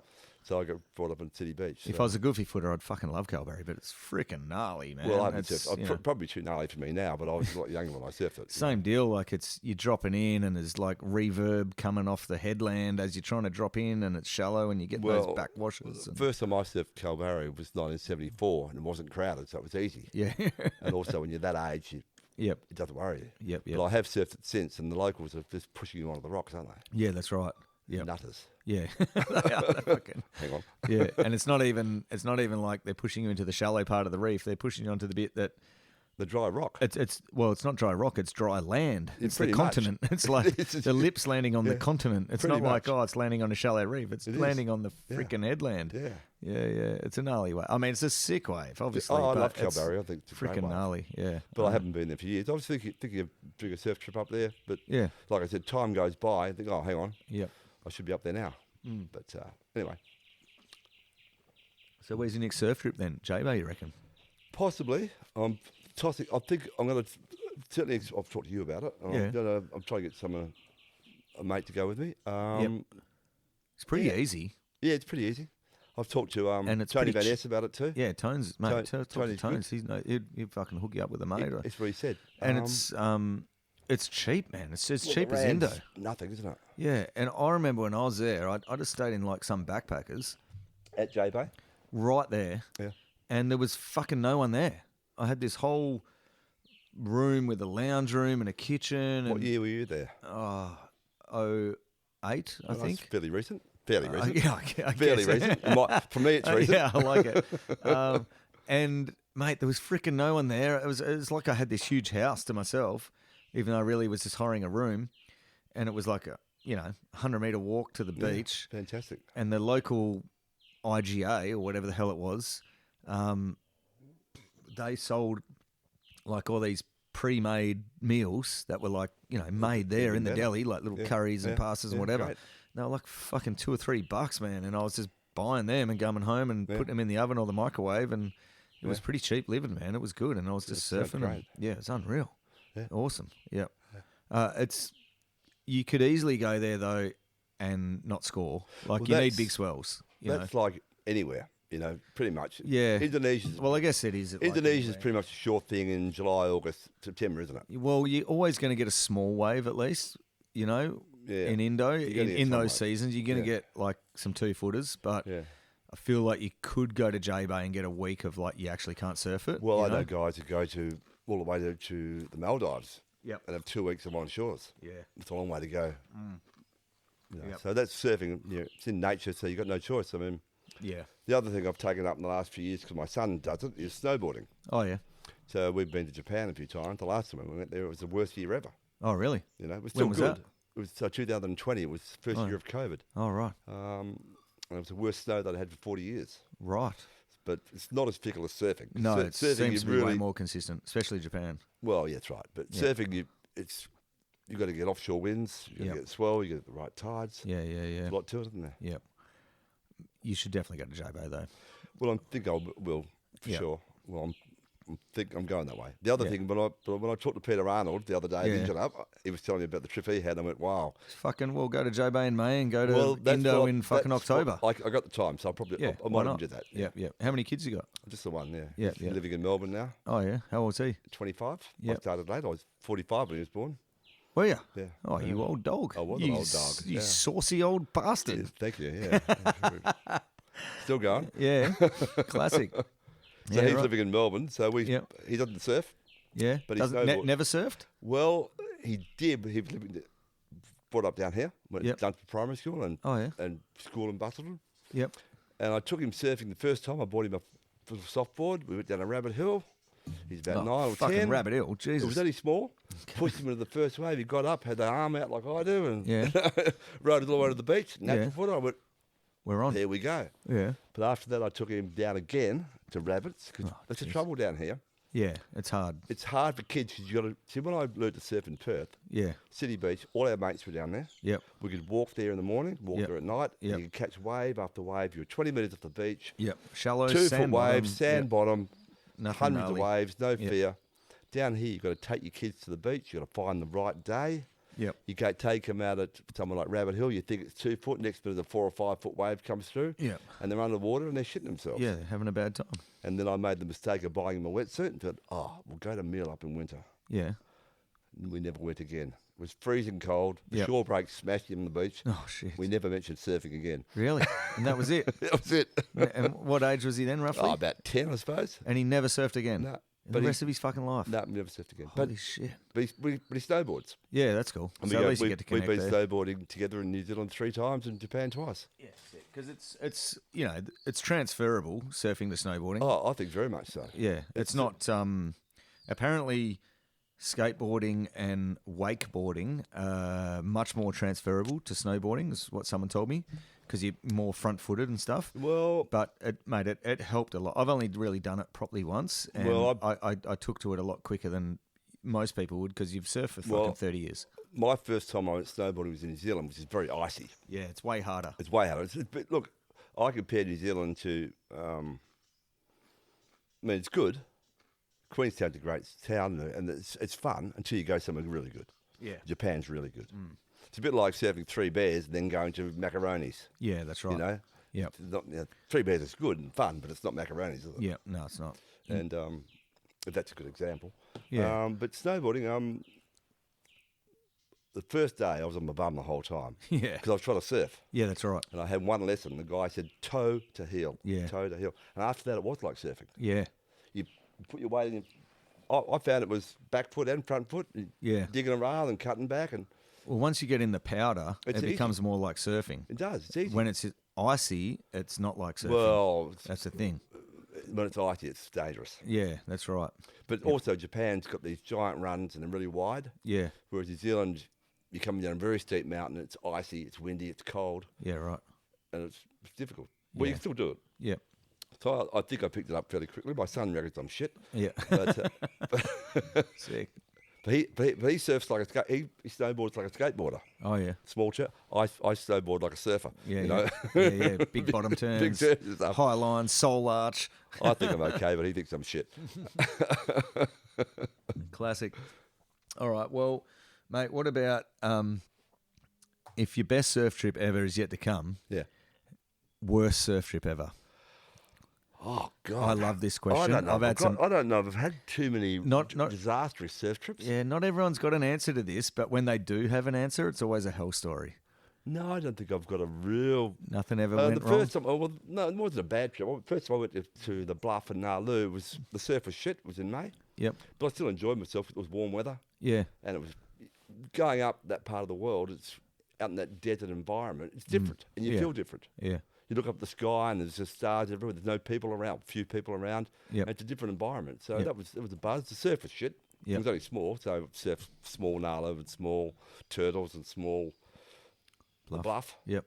So it'd be great to surf those. Like, I've never surfed the Bluff good, but I'd love to surf it. Yep. Yep. 'Cause it is a good wave. Yeah. So that was a bad surf trip, but still a good time. So I've never had a real disaster, I don't think, no. No, that's cool. That's The disaster would be to go to the Mental Eyes and pay a lot of money or the Maldives and get no surf. That would give you the shits. Would give you the shits, but it still doesn't stack up to some of the stories that have gone down. Let's hear one. You got one? Oh, not me. No, just Come on. I'm saying. I'll interview you. Well, no, you've got to go back. You've got to go back to the archives of Barrel Surf Podcast, and Do you? yeah, and some of the people have fucking had some ripper answers to that Have they? question. Oh, well, Yeah. I will go back through the archive. Josh Parmentier had a fucking hell answer. Did he? Tell me. Oh, dude, I can't tell you the whole Just story. a quick one. Quick part. It was something to do with the Andaman Islands. Oh, I've got a friend who's been there. Have you? You can die there. Yeah, because Yeah. you're not allowed to go there. No. Oh, you tell us your story then. Well, no, I've got a friend Yeah. who's an adventurer. Yeah. He goes there all the time. He's a year older than me. I Yeah. grew up with him. He's a real nice guy. He's just What's his name? Kim Kuntulis. Okay. No, yeah, Kim. His brother Gary used to be a well-known kneeboarder in the 70s. Oh, yeah. He's dead now. He died of a heart attack. But Kim's an old friend of mine. He's an adventurer Yeah. off the beaten track. Yeah. He goes to the Andaman Islands, and it's ancient. What, he goes there multiple times? He's been there a few times. He told me about it. There's good surf there, Yeah. and he surfed there by himself. Yeah. But there's islands there which you can't go on. Yeah, and you're forbid to go on. It's Yeah. apparently untouched by... Because there's original Aboriginal people there. Yeah, yeah. But the place he goes, anyway, so there was a case of a missionary Yeah. Yeah. who went there a few years ago, and he went on the beach to save the locals, Yeah, save their souls. and he never came back. Nah. Yeah, I've heard about that. So yeah. the Andaman Islands are pretty wild. Yeah. Apparently the surf's good.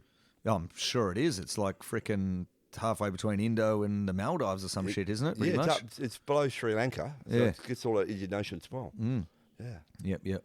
So what happened to Josh? Oh, shit, I can't remember. It was a long... Mate, Josh's podcast went for And 7 hours. What would make someone go to the Andaman Islands? He was fucking sponsored, and it was Was some he? trip. And Okay. mate, the only way they could go there was something about they had to enter into some yacht race from fucking Oh, really? Singapore. Had No, to- it was a had to- crazy long story. Had to bullshit their way in. Yeah, yeah, yeah, and it all went fucking pear shaped, big time. Yeah, yeah, it was awesome. It was an awesome story.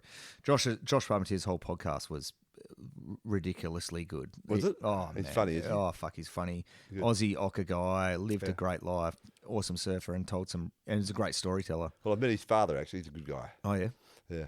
yep, yep. He's a funny guy. I'm sure. Well, he must have got it from somewhere, Good guy. mate. What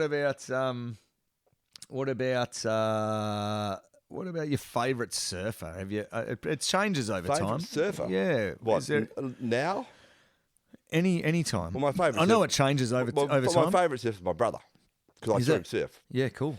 From the time he started surfing on a foamy to when he stopped surfing later in life, he was just a fantastic, really great. So he's my Yeah, favourite surfer. But for sure. I saw him at his best, and I saw him a lot. Yeah. Too much. Then Why he doesn't got- he surf now? Just injuries or? Well, Craig's got an restricted eyesight, Yep. so he can't surf anymore because of his Okay. because of his eyesight, Yep.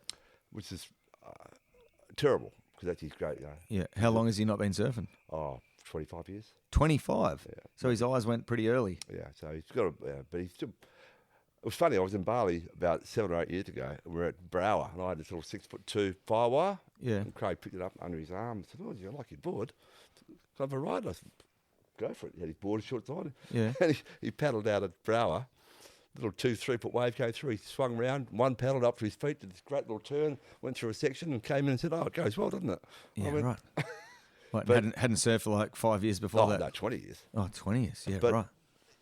Craig, so it's the ability's there, but because of his restricted eyesight, but that's his personal issue. Not like Yep. talking about it too much. Okay. It would be very difficult to go out in the crowd or Yep. go out with the waves that come from everywhere. He said the reason he gave up surfing, he was surfing Sanua in the 90s, Yeah.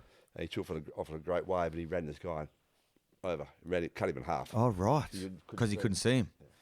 So there's a bit of personal trauma involved Well, in he his just realised decision. it was becoming dangerous. I suppose. Right. You know, He that's- was becoming dangerous. Well, I Well, guess it was dangerous to him, and he was also becoming dangerous I himself. guess so. I don't know, but That's an interesting take. Yeah. I mean, it's pretty.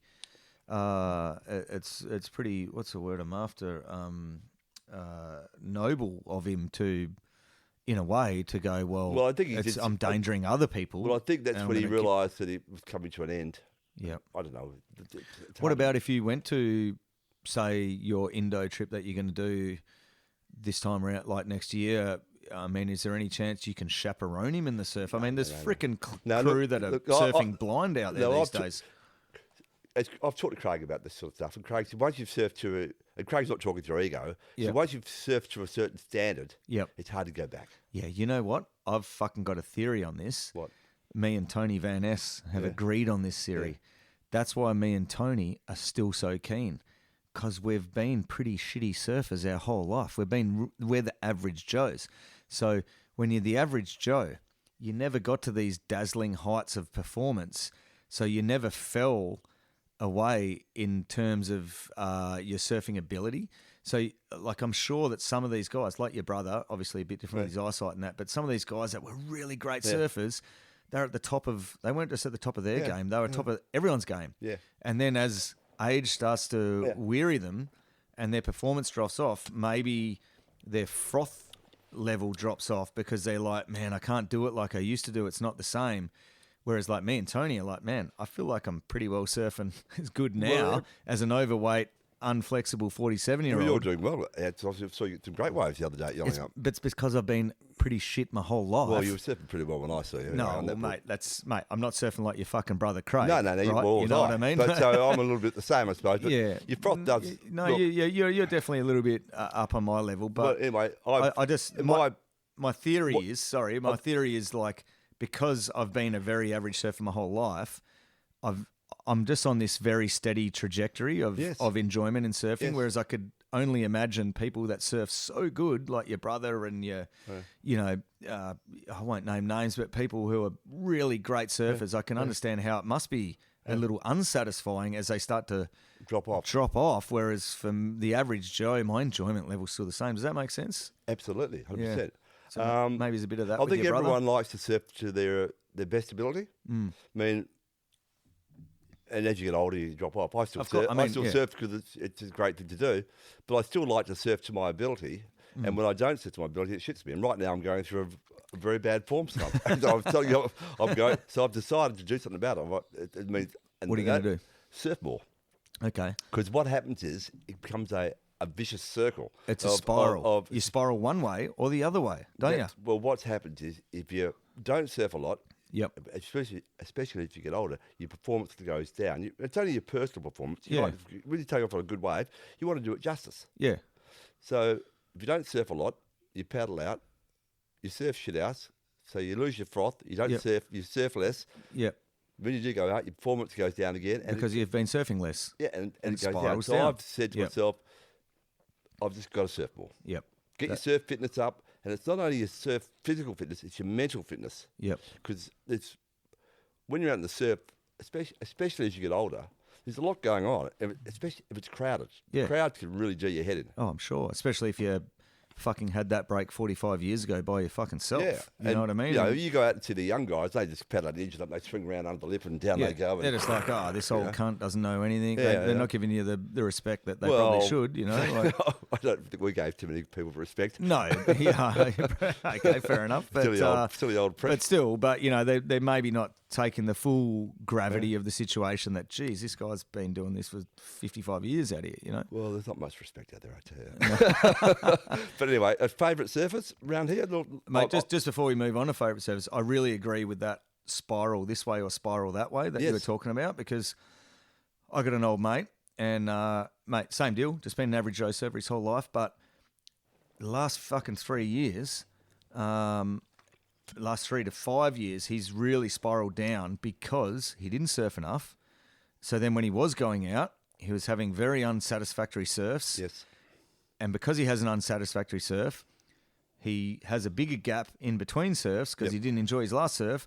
So then when he goes for his next one, it's even more unsatisfactory because he hasn't been surfing. 100% So it's spiral one way or it spirals the other. So even if you're not surfing that great, the key is you got to keep fucking surfing, and then hopefully after 4 to 6 months, you'll get back to a stage where you are having satisfactory surfs. Well, and it's not about like doing a fucking 360 aerial. It's just about being happy with your own performance. Yeah, like you want to do a wave justice to your ability. Yeah. Like I had a great, really surprising session over Easter out at Yelling Up one day. Oh, yeah. Went out in the morning, it was super crowded, beautiful little 4 foot, those 4 foot days at Yelling Up where it's really hot doggy and Just beautiful. really great. You can get going, you can rip it. Yep. I went out in the morning and was crowded, and I got a few waves. I took my 7-footer out to kind of battle the crowd. And I took my ghost out in the afternoon. There was no one out there.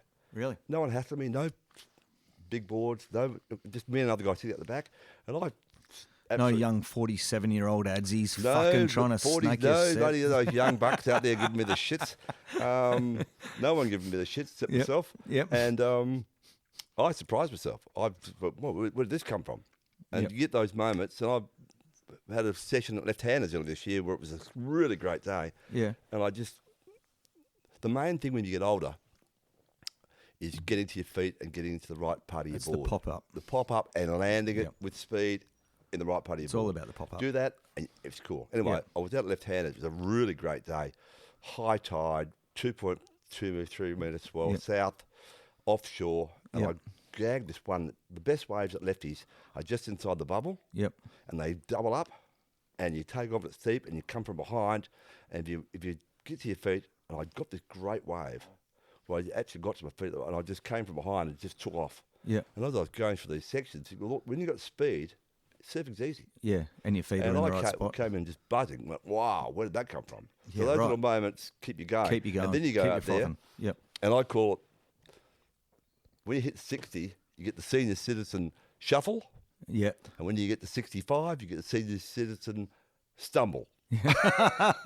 But popping up's everything. Yeah. But yep. it's also, a lot of it's in your mind. It's a bit like being a golfer. You know, with the golf swing, do you ever play golf? Oh, very I'm a rarely. shit house golfer. Yep. But anyway, when you pull the club back up, Yep. that's easy. But when it's coming down, your mind is telling you 100 things.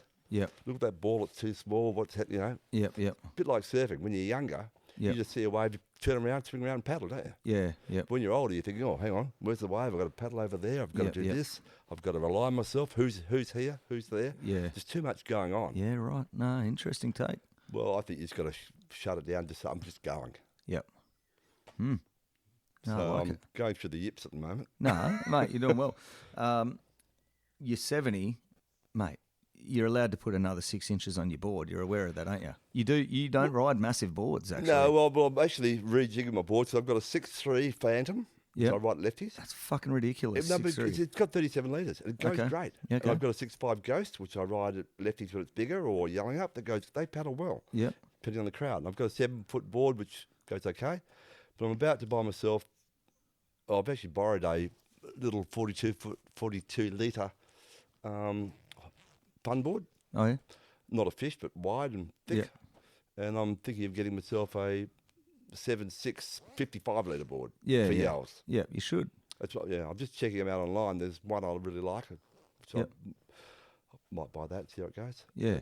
So I need a bit more, Yeah, not could- too much length, a bit more float for sure. You are still performance orientated in your equipment, I reckon. Well, I am. Like, Considering you're 70 and paddling around in 6 to 8 foot waves, well, my performance. What's the trouble with 6 to 8 foot waves is my performance at 6 to 8 foot waves has gone to shit.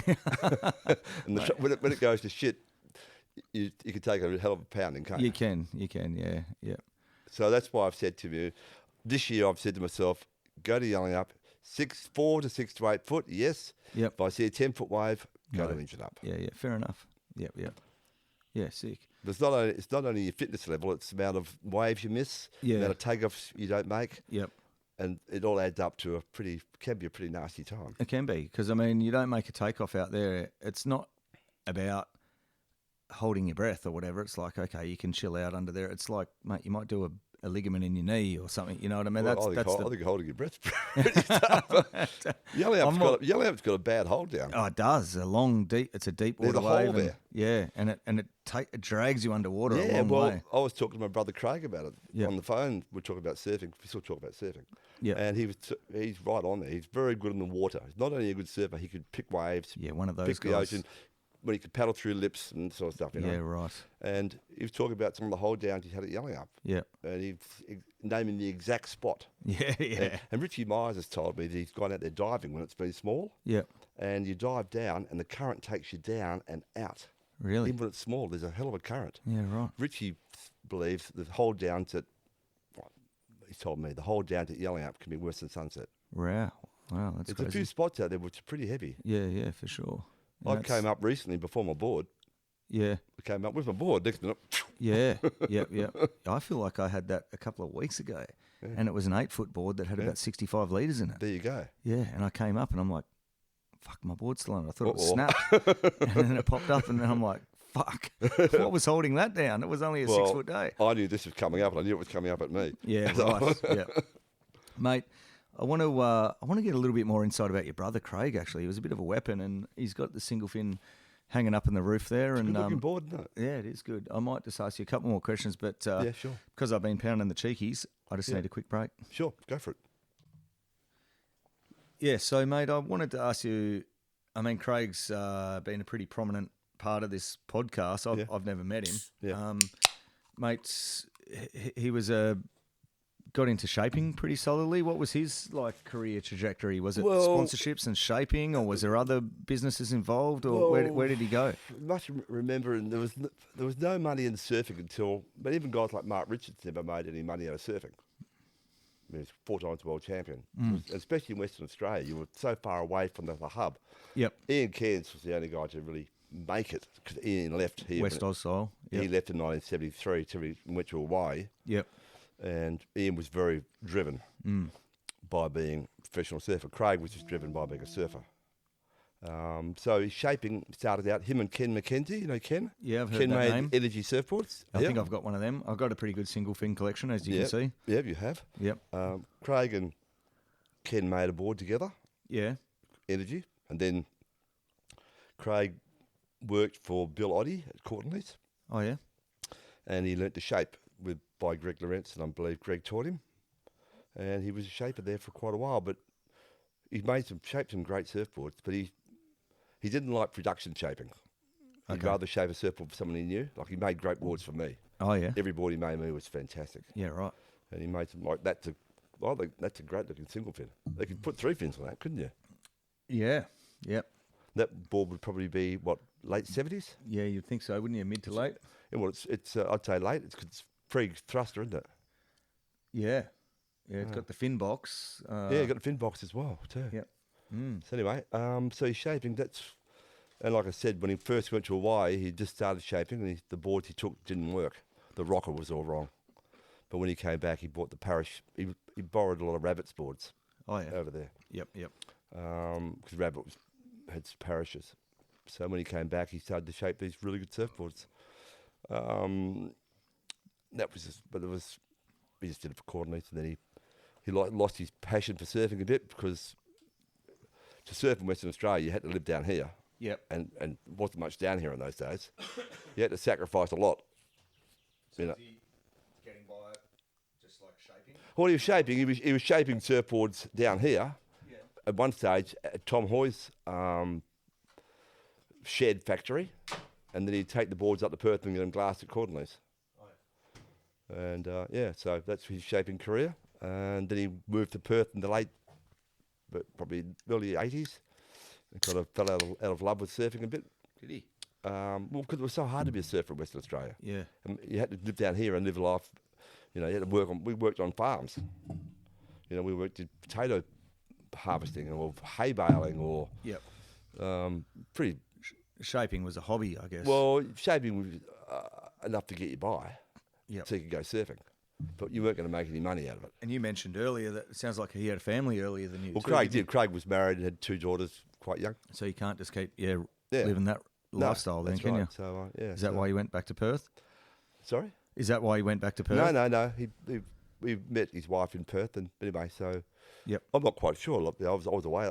I was over east a fair bit of this time. Or Yep. Craig and I were very, very close. We were young, and we're still close. Yep. And we surfed a lot, and then we kind of drifted apart, as you do. Yep. We did different things. You know, Yep. like there's a certain time when I didn't surf much, and there's certain times when he didn't surf much. Yep.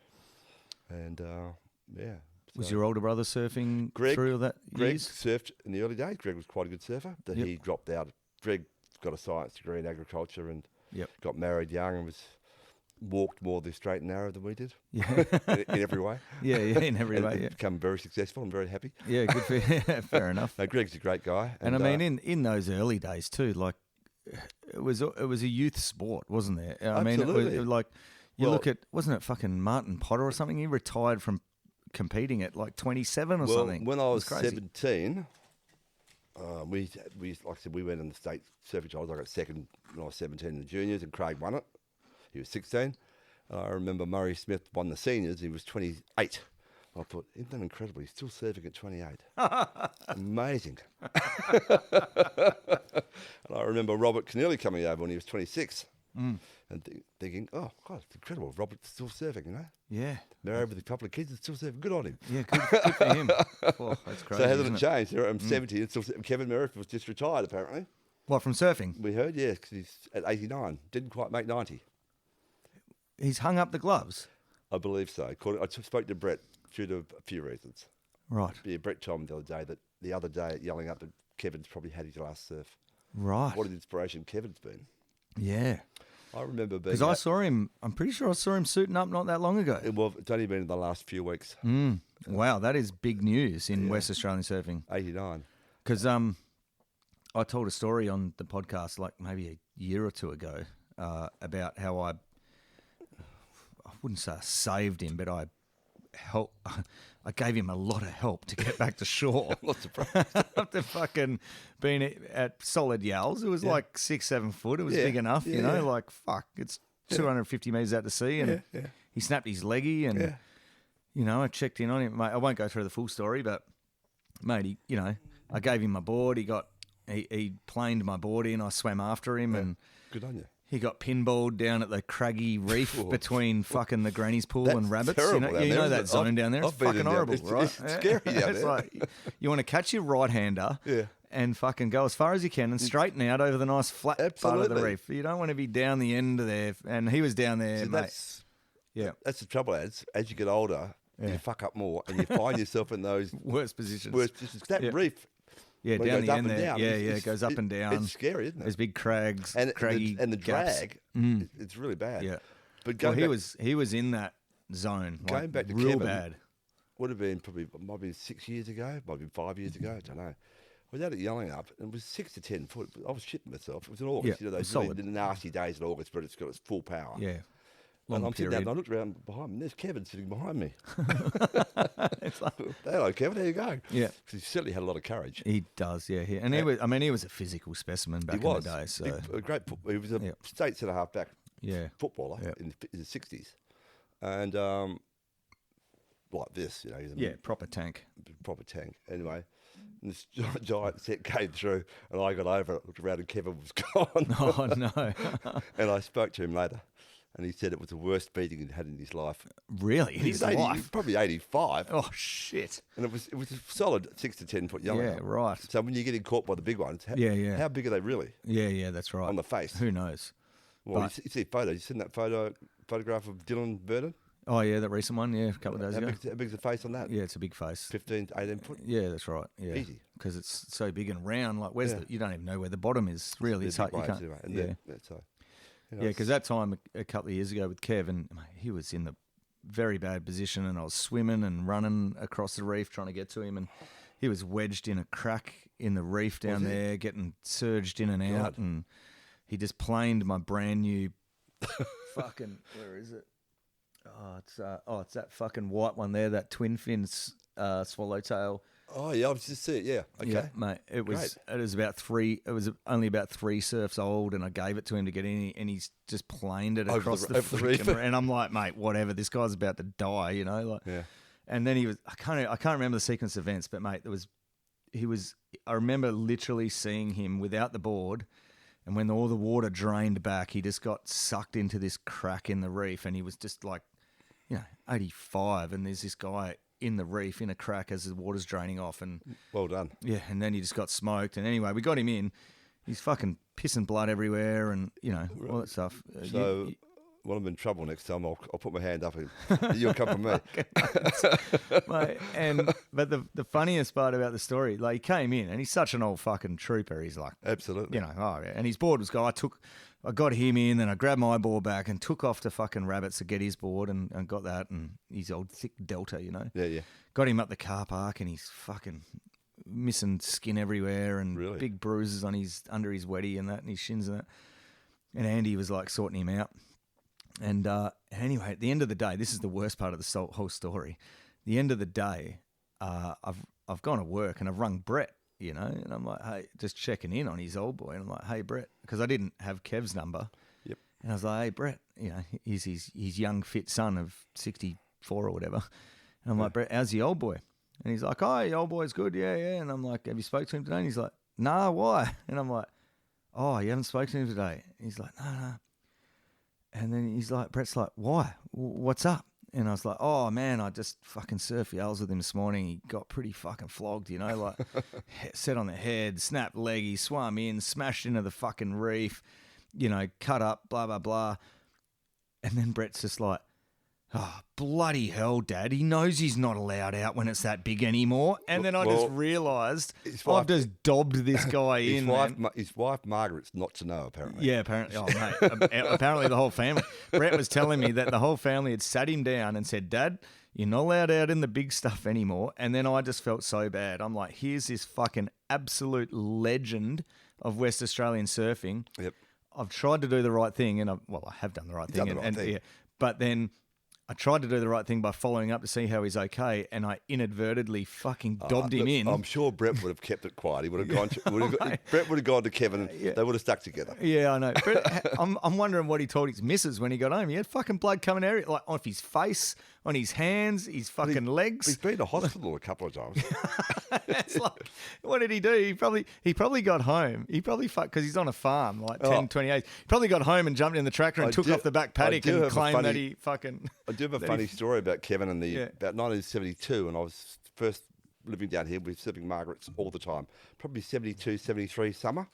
Yeah. We surfed Margaret River all the time. Yeah, he loves Margies, doesn't he? And we're surfing one morning, middle of the week, because that's what we used to do. Yeah. And Kevin's out there surfing, and he's told me that he had to be back in Perth for a meeting at 12 o'clock. Yeah.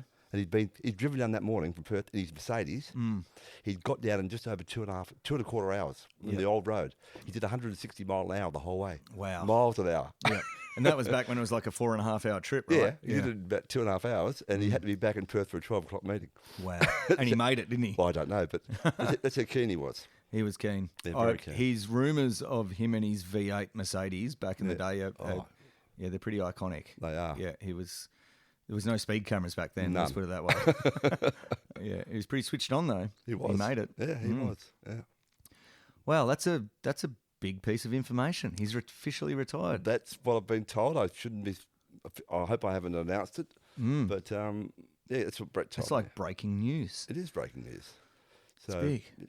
You can ring up Brett and get the news. I'll ring him. Yeah. Have you had Brett in here? No, haven't had Brett in here. He'd be good with a few Yeah, Kevin stories. You should have a father and son. Yeah. Well, I've done one with Kev. Oh, great. Yeah, I went out to his house. I'll have to go. I have back through the archives. I have listened to a few of your podcasts, but I'll have to go back and go back through the archives. Yeah, I did a good one with Kev. Went out to his place and into his bar in the middle of his house there. Pretty nice house at Millbrook there. Yes. Yeah, no, it was good. Got some cool stories. Great. Yeah. But I should probably do Brett as well. Yep. It's a bit. The whole thing's a bit funny because I remember when Kevin was turning 70, and I've just turned 70, and he was out at Margaret River, and they all sang happy birthday to him. Oh, really? And I thought to myself, isn't that incredible? 70 still surfing. Yeah.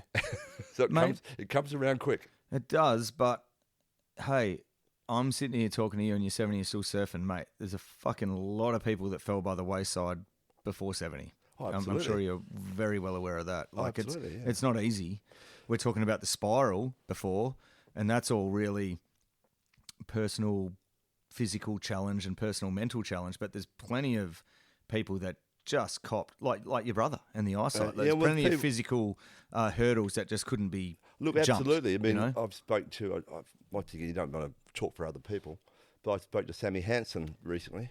And he's having trouble surfing because I think he's had a shoulder and back. I'm good mates with Sammy. And Sammy's a great surfer. You're talking about fucking unbelievable. You asked me about You asked me about the really good surfers. Yeah. I'll talk about the middle-aged ones. Yep. I'm talking about, I say middle-aged, they're not middle-aged. The Sammy Hansons, the Damon Eastos, the Tacos, these guys, they're great surfers. Yeah, they surf a young. Three of the best. They are three good. And the older guys, Chris Green's a great surfer. Oh, Greenie. And he's still going. Greenie's about 64. I just did a Dawny with him last week. And he's surfing great, isn't he? Surfing great. He's shitting me. He's fit. He's really shitting me. I saw him out surfing the other day. He's surfing like he was 20 years ago. Mate, he surfs a board fucking like 20 litres less than I'm surfing. Yeah. And I'm 20 years younger than him. He's up there laying bricks every day. Hey, great Not guy, every Chris. day, surfing yelling up on the other. Well, he's a great guy, Chris. He is a legend. And a really good surfer. He's a bloody legend. He's a really nice guy. Yeah. I've worked with him on site a lot. Yeah. Chris Green, Kiwi originally, came over here in the 70s, I believe. He came over I first met him about 1981, I think. Yep. He came over. But he's been a great guy. He fitted in straight away. Yeah. And surfed Such great. a nice guy, yeah. I played, I wouldn't say I played a lot of pranks, but I just had a lot of laughs with him on site. On site, I believe you would do. He's funny. Yeah, I feel like I might have pushed it a little much. Did you? Yeah. What'd you do to him? Well, I just kept, for no reason whatsoever, I just kept making a joke how he was a swinger. And A swinger? Yeah. When he, it was for no reason whatsoever. I was just having a laugh. I was just trying to get my way through my day. Yeah. And then some of the work, swinger and that he loved to have a big night on the old nose beers. Oh, really? Which I don't think he did any of them ever. I think he's lived a fairly. And it was all just in jest, and then it went on for a bit, and then some of his workers, I think, started believing the shit I was spinning just for a bit of a laugh, and then I end up having to nip it in the bud, going. It came from nowhere and it meant nothing. It was just like you're on building site, you're just fucking talking shit. Like. Yeah, it's like just you're just trying to come up with a few cheap laughs to get you through your day. And then after a couple of years, I was like, some of his workers started. He said, like, mate, my workers think that I'm a coke dealing swinger. He's like the most mellow guy ever. He would have been funny the way he said it though. I know, mate. It's funny at the time, and then after a while, I was I did it. Maybe I should give this a rest. I did a very short stint labouring with him before he became a bricklayer. Oh, yeah? A couple of days' work.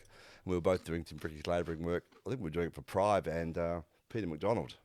We were building the shopping centre where just next to the bakery, that part there, in the early 80s. Yep. And for some reason, one of the brickies had a go at us for not doing our job properly. Yeah. And Greenie said, I'm only getting paid from the neck down. From the neck down.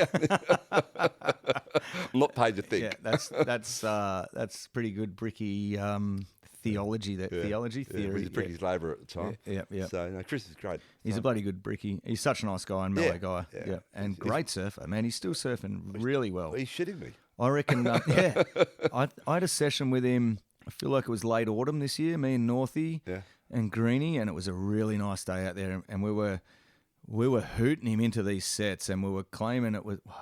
We kept on saying it was. We were either saying it was circa or vintage Greenie. We were like, oh, it's Greenie circa '86 or something. Like he was. Well, he was, mate. I saw it recently. I saw it about 3 weeks ago. Yeah, yelling up. I thought, who's that? Yeah. That guy surfs just like Chris Green. Then he came out of the water. Yeah, he's doing well, eh? I don't think he'd do a potty with me, though. He's not that sort of guy, don't you reckon? I don't know. I could try. You could try it. Yeah.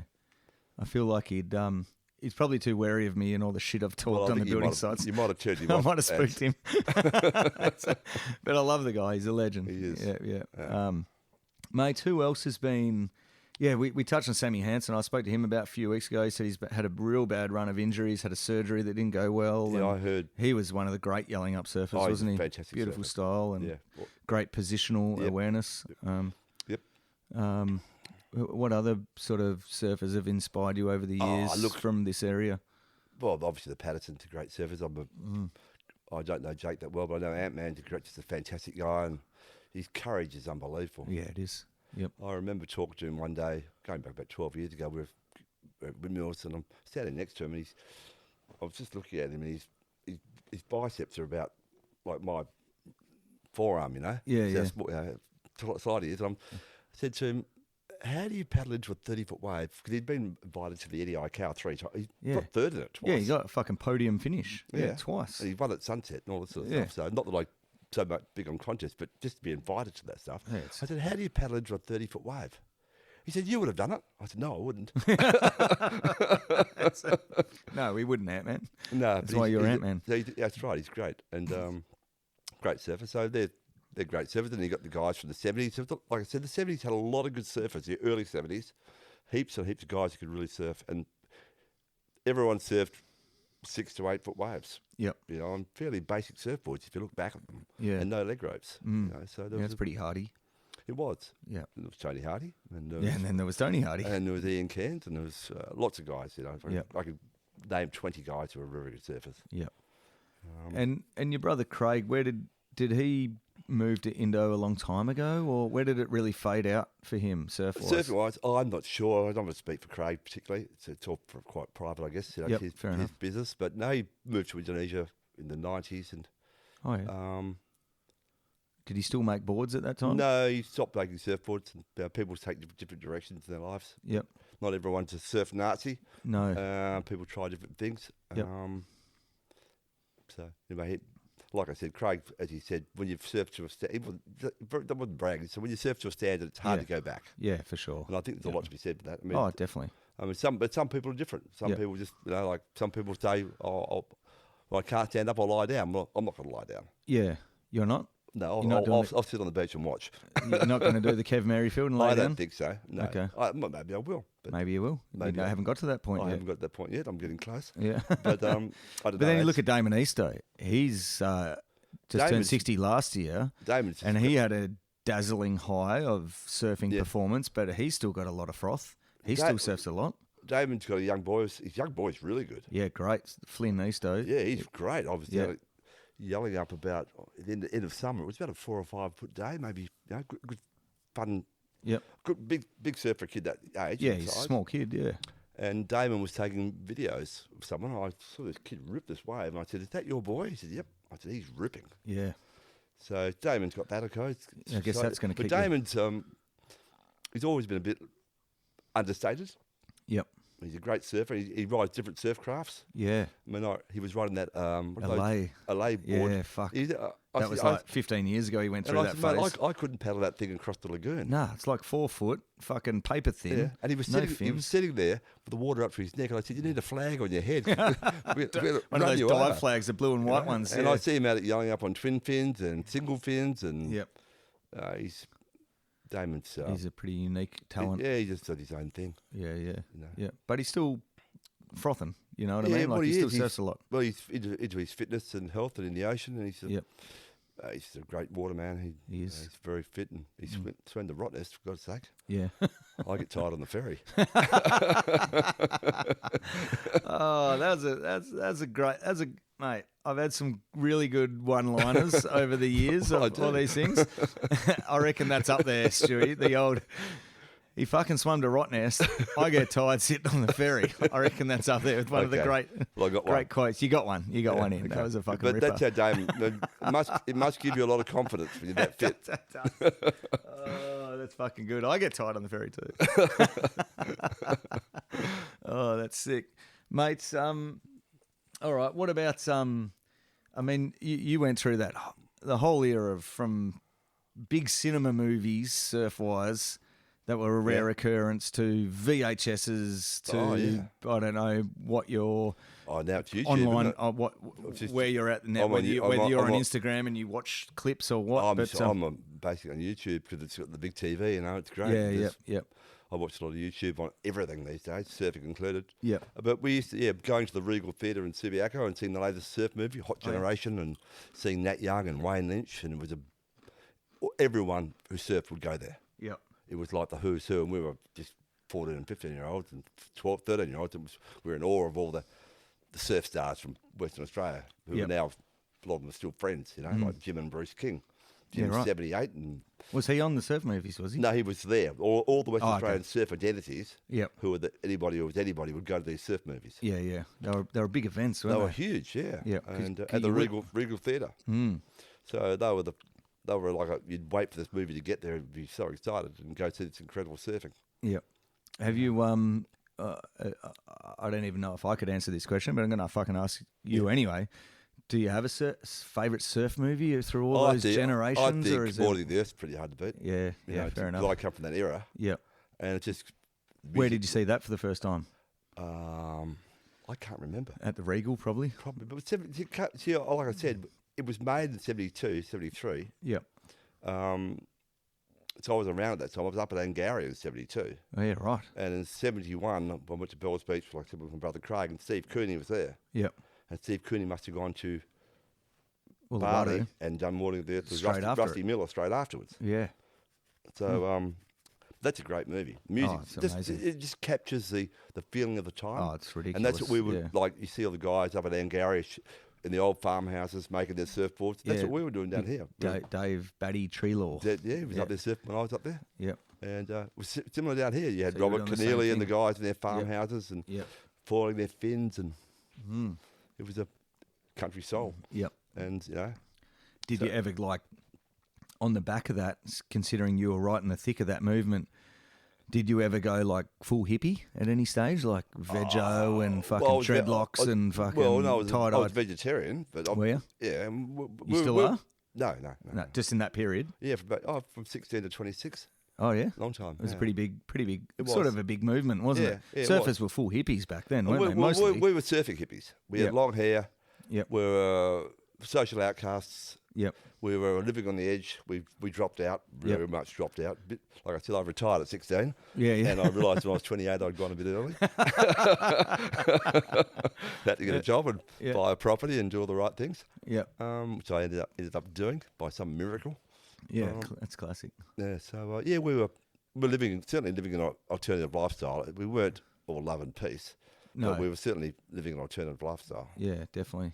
Yeah, cool. In every level, by the way. Yeah, yeah, good. You know what I mean? Did you ever reach enlightenment anywhere in those? Well, I think I saw the light a few times. But that's about as close as I came. Without naming names, was there anybody in that era you remember looking at and going, "Shit, that guy really found enlightenment," and took it a bit far? Was there any of that there going was on? a few who never came back. Was there? There was a few guys who never came back. Yeah. There was these guys who. You don't have to name No, I'm names, not but going to tell me name the them. But I'll story. Tell me the story. There's these, like I said, we all knew all the guys right on the coast. They all had different personalities from where they came from. Yep. And there was the particularly radical guys from Scarborough guys and North Beach guys, particularly radical Okay. in every level. Yep. Anyway, there was, I won't name these guys, but they lived in a house out on Bustle Highway near Carbonup. Yep. And they had a datura plant. Oh, those the big datura- trees. angel trumpet. Yes, growing Yeah. in the front of the. And they were, Yep. They were pretty. They like to indulge Yeah. in everything. Because I've heard about that Well, plant. they lived on it, Did they? and one of them never came back. If you know what I Yeah. mean? He ended up Yep, in a yep. psycho ward, Yeah. Yeah. Gotcha. and had a tragic end actually. But they were boiling it up. Yeah. Wasn't it a Kiwi thing? I think it was a New Zealand thing, that datura plant. No, I don't think so. But it was. Wasn't This is going back in about '73. Yep. Yep. They had this tree in their front Yeah. yard. Because huge flowers on it. Yeah, mate. you Massive. boil them up and they drink the water. It was obviously a poison, Yeah, it was. Yeah. and but it took you on a magical mystery tour. Yeah, I heard it For days. I heard it could send you blind as well. Well, it could send you mad, that's for sure. Yeah, yeah. So one guy went mad He did, yeah. and never came back. Never came back. Ended up being locked up. Really? But they were pretty radical guys. And he was a keen surfer. And No, they're all keen yeah. surfers, but Yeah. they lived on the edge. Wow. So that's Yeah. a casualty. Yep, yep. and Because it's mate, ve- you and can the- you could grow a datura plant in your backyard. Oh, they were and, everywhere. and no one would even batter an eyelid. They wouldn't Yeah. know what it is. They wouldn't know that it can do those things. Yeah. Yeah. I remember a mate down here in Smiths Valley in the 90s had a massive one. Yeah. Not that he was doing it. He just grew it Yeah. because it was nice flowers. Well, I know a few people who did it, and it was pretty wild. Yep, yep. You never touch a no, datura? no, don't do that sort of shit. Yeah, keep, yeah. keep it pretty simple. Yep, yep. But they did. So they were guys who lived on the edge. Yeah. Who never came back. Yeah. Because, I mean, And obviously... they never. I don't think any of those. There's about 4 guys lived there, and none of them came back. Actually, when I Really? think about it. yeah. Yeah. Because, I mean, obviously the 70s was pretty synonymous with experimentation and Absolutely. and acid. And It was a new era. Yeah. We went from the straight '60s to the yeah. look. I mean, what- late 60s, obviously, the they were late- dabbling, but... Well, there's a bit of a saying in America. If you can remember the '60s, you weren't there. yeah, I've heard that before. And it's a bit like if you can remember the early '70s, Yeah. you weren't there. Yeah, gotcha. So it was Yeah. what happened in America in the late '60s happened in Western Australia, especially in the surf scene and Yeah. probably the music scene as well. It was a big part of the lifestyle for most people. Not all, but most. What was the best concert you've ever been to? Led Zeppelin Fuck yeah. at Subiaco Oval. Oh, you lucky bastard. Jumped the fence, got in for free. No way. Yeah, and Tell that was me when they more. brought out Led Zeppelin 4. Oh, yeah. They just brought it out. Who was the guitar player? Jimmy Page. He had the double guitar. Double banger. Yeah. Well, right in the front. Were you? Yeah. Oh, how old were you? Oh, no, we jumped the fence and got him for What did free. you say, 74? Oh, well, that was probably 71. Oh, 71? Whenever Yep. Led Zeppelin 4 came out, whatever year that was, Santana Oh, yeah? Where'd you see him? at Beatty Park, Oh, yeah? they were fantastic. Beatty Park's not even there anymore, isn't it? Wasn't that Oh, like a fucking Beatty swimming Park- pool or something? Yeah, it's a swimming pool. They had the swimming pool and they had the crowd kind of in the stadium Yep. or on the ground, and Yeah. then they had Santana on the other side of the pool. Really? Incredible band, Fuck, yeah. just like the album. Yeah, right. So they were the two that really stand out. Oh, Elton man. John, when he first came out, was good. Oh, yeah? Bob Dylan, Oh, Rolling shit. Stones. Oh, fuck, that sounds good. Mate, Led Zepp.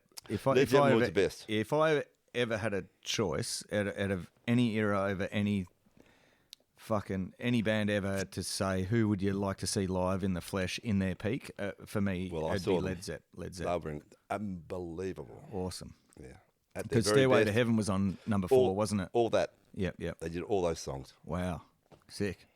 And did you have any enhancements that night, or were you just a couple of beers? I can't remember. On so you were there. I was there, I believe. You were there. Someone told me I was there. No, I was there. It was- Someone told I you. know I jumped the fence. We didn't have any money, so we just jumped Yeah, the fence right. and found ourselves Big crowd? big enough. It was at the end of Subiaco Oval, at the western end behind the goals. And Yeah, right. They took the goalpost down and had the band there, and the crowd sat in the stadium. Sick. How many people? Probably only a couple of thousand, I suppose. Yeah, fuck, that's nothing, is it, really, when you think about it now? So we jumped the fence and run across the oval with the lights on us, just bit into the crowd. Oh, that's awesome. Unreal. All right, mate, what about the best surfing you've ever seen? Is there anything that springs to mind that Oh, look, surfing in the flesh? In the flesh. Probably something your brother did from the I've sounds of said it. Craig surf's incredible. Yeah, I've said probably from my point of view because I saw him all the time. Yes, Yep. but a lot of great surfers. Like I said, Ian Cairns, big surf, fantastic. Any one session in particular where you just sat back and watched someone and went, holy shit, what's going on there? I don't think so, Adz. I don't think I can point out one session, but Yep. there's some great. I still talk to Craig about surfing a fair bit, and we Yep. were talking the other day because watching in the 70s, so we had a phone call, WhatsApp. Yeah. Yep. And he was saying he's blown away. He just loves the standard of surfing now. It's just so good. Yeah, it's incredible. It's incredible. He Yep. loves watching Jack Robinson surf, the speed Yeah. he gets, and Fuck yeah. the tubes he gets. And Yep. Jack Robinson, Trevor told me that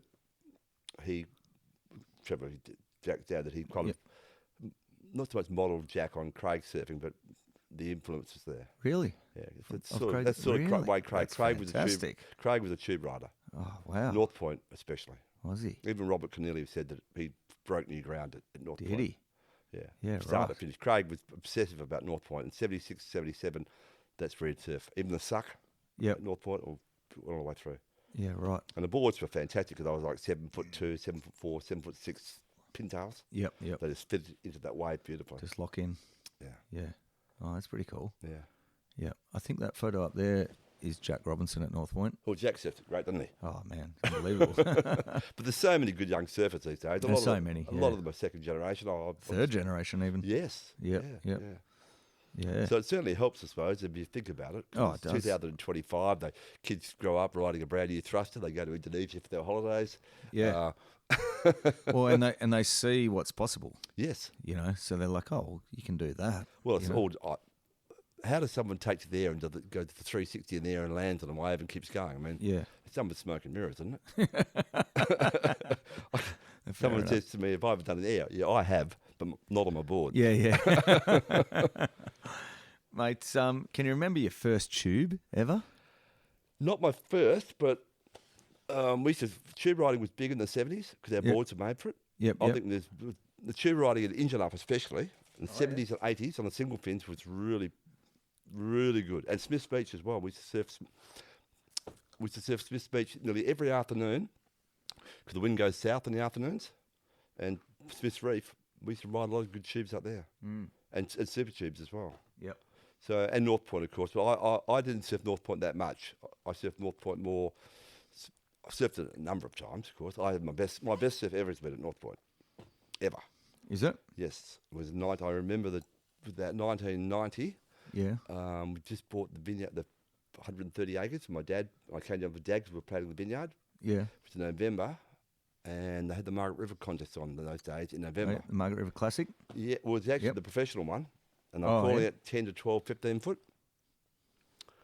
I'm That's calling what- it 15 foot that day. Yeah, That's right. when Tom Curran rode, Tom Curran. Curran rode all the way through to the river mouth. Oh, yeah. Lights left North Point that day. Did you? It was honestly, there wasn't a drop of water out of place. Really? And I didn't fall off, luckily. Made every wave. Really? Yeah, Wow. incredible. So that's the best session of your life? Yes, and I think that was the best session of my life. And the best tube of your life, obviously. Well, it was. Because southeasterly- that's obviously one of my next questions is Well, best that tube. was the best surf I've ever had when I think about it, because I didn't fall off, and it was so perfect that not one wave closed out. Really? And you know how it's got the peak over near the rocks where they've got the ripple at North Point, Yep. and you've got that beautiful peak where you take off. Yep. Well, when I was younger, it seemed easy. Now it seems like it's hell. Yeah. Look over the edge, no thanks. But the middle peak that was coming through was actually bigger. So you're turning into that section, Yep. and you're just standing there. Really? Yeah. But I was, 34 or 35 at the time. I think I was riding a 6'8". A board my brother had made. I'd taken that board to Hawaii. Yep. Had fixed fins. Yep. And that was, Fixed fins go better, don't you They go reckon? much better. They have to go better. They're part of the surfboard. Yeah. There's no little air gaps. Like, look at that Terry Fitz straight above you. Yeah. There's fucking like 50 mil of gap in the board each side of the fin. That's Yeah, got to yeah. slow you down, doesn't it? Well, yeah. And yeah, the fixed fins are much better. Yep. For sure they are. They surf better, especially in powerful waves. Yep. Yeah. But they just They no good for grip. travelling. Yeah, they do. They seem to be, like I said, they seem to be part of the surfboard. But I'm surprised more pros. Who's one of the pros who has fixed fins? I've forgotten who it is. Someone recent, I can't remember. Someone recently had fixed fins. Someone recently I surfed with, who was a young ripper, paddled past me and they had fixed fins. Yeah. I bought that. It's almost like a. What are those fucking memories that you're not quite sure if you even had or not? If you had a dream or not. Yeah. It's like, I get that all the time. mate, it's just fully triggered that. And I'm like, fuck, someone recently paddled past me. I think it was at Yale's, and it was a young dude and a good surfer, and they had fixed fins. Lockie McHale, that's what it was. It Okay. wasn't a dream. Yeah. It was Lockie McHale because he's working with Moonshine and Jack Manlin and Is all he? that. Okay. And he had fucking fixed fins. And I'm Yeah. like, why wouldn't you have fixed fins? Obviously, There's one of the pros who had it might have been Tahiti, or Oh, yeah. had fixed fins. yeah, like, mate, if It you're going makes to, sense. it makes sense. It only makes sense if you're not traveling, right? Yeah, and Right. you can afford it. Yeah. You know, if you're traveling, you need to take your fins out. Yeah. Yeah. Well, And I all the guess bo- and- maybe you can experiment with fins and change up the feel of the board, but I never do that personally. I just put the fins in, mate, and away I go. It's good exactly. enough. But- Even with a singly in a box, I don't even move the fucker. I just put it in the middle when Yeah, I probably should. I probably should experiment, oh, but I don't. you know what it's like with surfing is go out and try to Yeah. get a Do the get a best you good can. fi- See, because yeah, yeah. I always figure it's not the position of the fin that's the problem here. It's fucking me. I'm Well, the problem. that's- It's not my that's- fins. It's not the that's- position of the that's- fins. It's not the that's- size of the fins. It's generally my It took me a- ability that's took- the fucking Took me a- limitation. Took me a while to come to this conclusion that I've got a few surfboards that go really well sometimes and not very well other times. I don't know what's wrong with these surfboards? They've got these different moods. That's right. It took a while for the penny to drop, but Yeah. it's actually the pilot, the operator, the operator, operator error. I've been well aware of that fact, mate. Unfortunately, mate, I've been a pretty average surfer my whole life. Just a bit slow to admit it. No, I'm pretty aware of that. I've been pretty shit my whole life. I'm pretty average my whole life. I think you surf well. I Yeah. saw you get to great waves the other day. Oh yeah, I might have catch a good one, but No, I you could just didn't do surf- much on them. They all put you surf pretty well. But you're no, riding- mate, I so you're appreciate riding it. these new boards. You like these What have you got up? Well, this isn't. that orange one, Oh yeah, that's a Campbell Brothers Bonza. is it? Okay. Yeah, yeah. And the other one you ride at Yellow Up, you said it's that one with the That big old time Bonza. rails. Yeah, The yeah, Bonza yeah. as That's well? that Matt. So these boards in here are the ones in my shed are the ones that aren't on my regular rotation. okay. The ones on the regular rotation are in the driveway under the kids' treehouse. ready to go. Yeah, closer to the car. Okay. Yeah. These ones are the ones that have sort of had a good time and they're maybe going to get surfed, but they're on this rack. I've got a few of those. Yeah, and then once they go past this rack, they end up on that other rack Well, or in the roof, and then The ones I've got that I don't ride, I've got them in board bags, and of course the zips seat up. Oh yeah, You for the can't salt get water. Yeah. So I've got about 3 of those. Yeah. Do you when you get a brand new board, if you get a custom new board or even a brand new board, will you always get a new leggy and a new board bag, or will you ever reuse a board I've bag? been a bit slack on the accessories, but Would you? I've discovered What? that. So you'd use a second-hand leggy and a second-hand board No, bag I've- on a brand new board? yeah, Would ya? Yeah, I do. What about the potential Chinese wax job on the bottom of your board from an old board bag? You're not concerned about that? Oh, very clean board bags. Do you? No, I'm not that pedantic about things, but Oh, yeah. it's a lot to be said for a new leg rope, Yeah, I reckon. especially at Yales. Especially at Yales when you Kev Merrifield in your fucking 86. I'm not a and- great duck diver. I'm a great look Baler. behind and jump off and let the leg rope do the talking. Do you ever run double strings on your leggies? No, look, I don't do a lot of things that I probably should do, but Yep.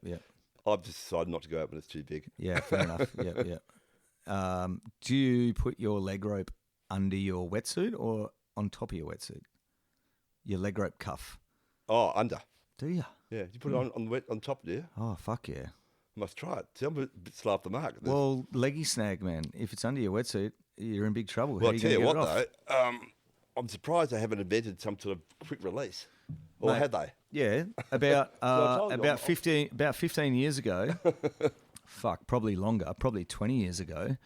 The Long brothers. I don't know if you've ever heard of these They're guys. the guys that ride the really big surf. Yeah, Greg Long Yeah, and yeah. Rusty Long. They're big wave world they're- champion guys. they're, blah blah blah. Californian. What do they call it? Mavericks. Cortez. Oh yeah, and, Mavericks. and Cortez Yeah, Bank they're and nuts. Porto Escondido. Yeah. Really nice guys. But in their early career, when they were like early 20s, it was through Ant-Man actually, because you know back when I used to make movies Yeah. and blue movies. No. Thought you're starring yourself. Yeah. I wish. I'm the Ant-Man. No. Anyway, it was through Ant-Man, and we hooked up with these guys and the Long brothers, and they were staying here, and we're making movies, blah, blah, blah. Anyway, so I became good mates with them, and they went on to be not great in the competitive scene. Well, in the big wave competitive scene they did. Greg Long, I think, won 2 big wave world championships. He won Mavericks and Dungeons and fucking... Well, he fucking won the Eddie. Greg Long won the Eddie. He did yeah, too. man. Yeah, Fuck. he's- I mean, He was geez. a few years ago. He was right up there, wasn't he? Oh, he won the Eddie, man. Flat out. I mean, that's amazing. And he's such a nice, humble dude. But anyway, they were like in their early 20s. They were coming over here and they were pretty hell sponoed by like OP. Was that Ocean?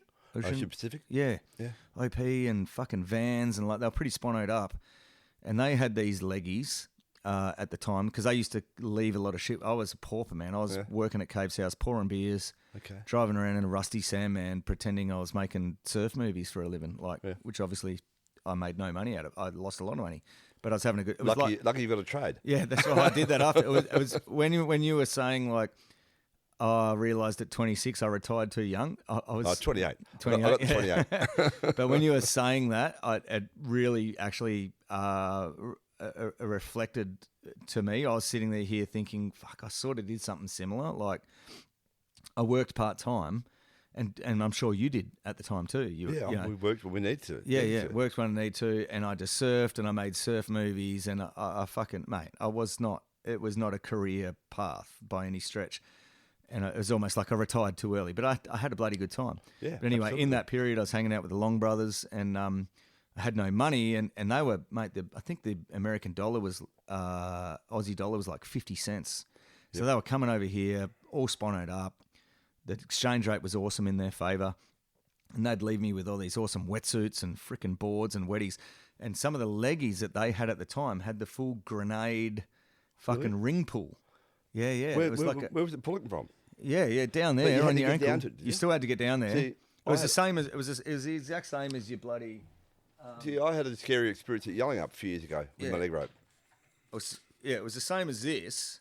Oh, that's Yeah. fuck all. You're gonna die with that fucker. That doesn't even have. Oh, here we go. They've got the This ring, thing. yeah. But this thing was a hard rubber ring. Yeah. That was in this part of the leggy, in the actual bit where the So leg you were rope. closer to it.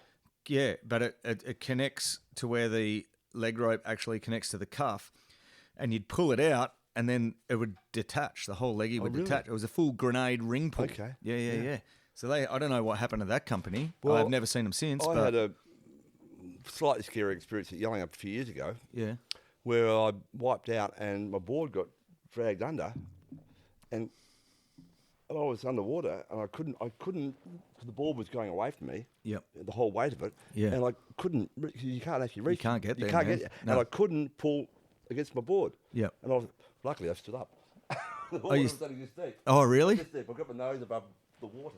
Yeah.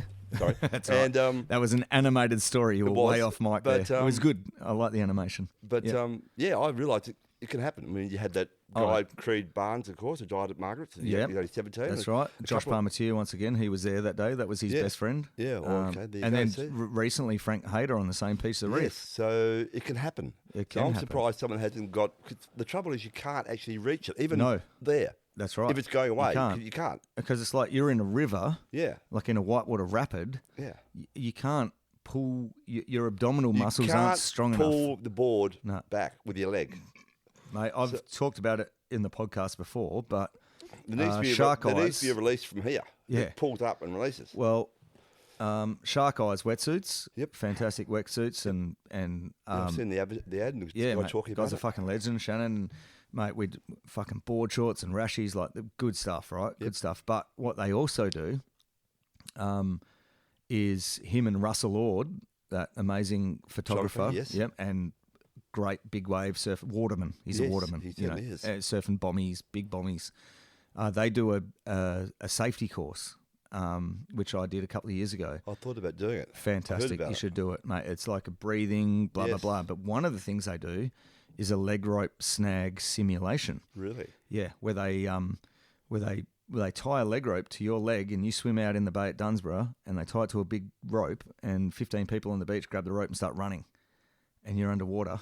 Yep. And what they teach you, it maybe not so good in the tropics, but when you're wearing a wetsuit, they teach you obviously to stay calm and to actually grab your wetsuit up around your thigh and to pull yourself down. Your leg ropes on the outside of your wetsuit. But your leg rope has to be on the outside of your wet. Yeah, to make it effective. You don't have it under your See, wetsuit I'm because the- everyone's like, put it under your wetsuit so it doesn't get ripped off. Fuck that. Lose your board if you have to. Outside of your leg rope, in case you get snagged, you can get to it and Well, save your life. I've only been surfing 60 years. Yep. I'm learning something. There you go. Mate, I had a really bad leggy snag at Cobley's a few years ago. yes, I on a can big, imagine. solid, long period day on the grader, really gnarly. Yep. And it was just after someone had died. That fella Frank had died in, Yes. in Margie's from the Yes. same thing, and I was underwater, and I couldn't get to it. And I remember being underwater, going, "I'm gonna fucking die. Like, this is it. I'm done." And then I just had this overwhelming feeling of, like, you know, your family, and it's a bit cliche, but I know. A lot goes through your mind. yeah. And I was like, mate, if you don't get your leg rope off becomes now, very serious. you're gonna fucking die. and I remember being on the beach that morning, and I remember which way I put my leggy on, and I knew that I had one of these loops. Yep. And I knew that I had to get there and which way to pull it, and, Yes. and I did, and it popped off, and I got out of there, and Well, I did the same thing these days. Put my leg rope on. I Yep. put it. So it's on the right hand side. Yep. To pull it off. Yeah. To make sure it's on that Yep, side. yep. You got to. The key is always put it on the same way. Yes, I do. It doesn't even matter which way it is. Yep. That's what these guys at the course tell you. Just Hmm. do it the same way all the time. Definitely don't put it under your leg rope. And if it doesn't have one of these little loops that your finger can get, Get one. fucking throw the wet leggy in the bin and get one that does. Okay. Because I came in that day, and you'd probably know him, Kel, the Jip Rocker. Don't know. Pretty quiet guy, been around a long time, fucking serious charger, Yep, like big wave okay, charger, yep. Kelly. He was there that same day, and he came walking back up after I was, mate, I made it in over the grader, I crawled up the beach, I was coughing and spluttering, I was pretty rattled. And then I was just hanging around watching afterwards, and he came up and he had a leg rope under his wetsuit with no Pull. pull. It's one of those old ones where to take it off, you had to. It's like trying Yeah, to find the yeah, edge of yeah. a roll of duct tape. Yeah, I know what you mean. Where you had to scratch the edge off. Yeah. And I looked at that and went, mate, I fucking would have died. If I had his setup, I would have died. Yeah. So these guys at Sharkos are like, same way, make sure it's got the loop, and if you can, so we practice it in this safety course where you grab on to your leggy, Mm-hmm. pull yourself down, and then get halfway down and lock your other arm under your elbow, under the crook of your knee, and lock that in. Yeah. So your body's locked in, and then you can start fumbling around. But Okay. you've got this lock with your other arm.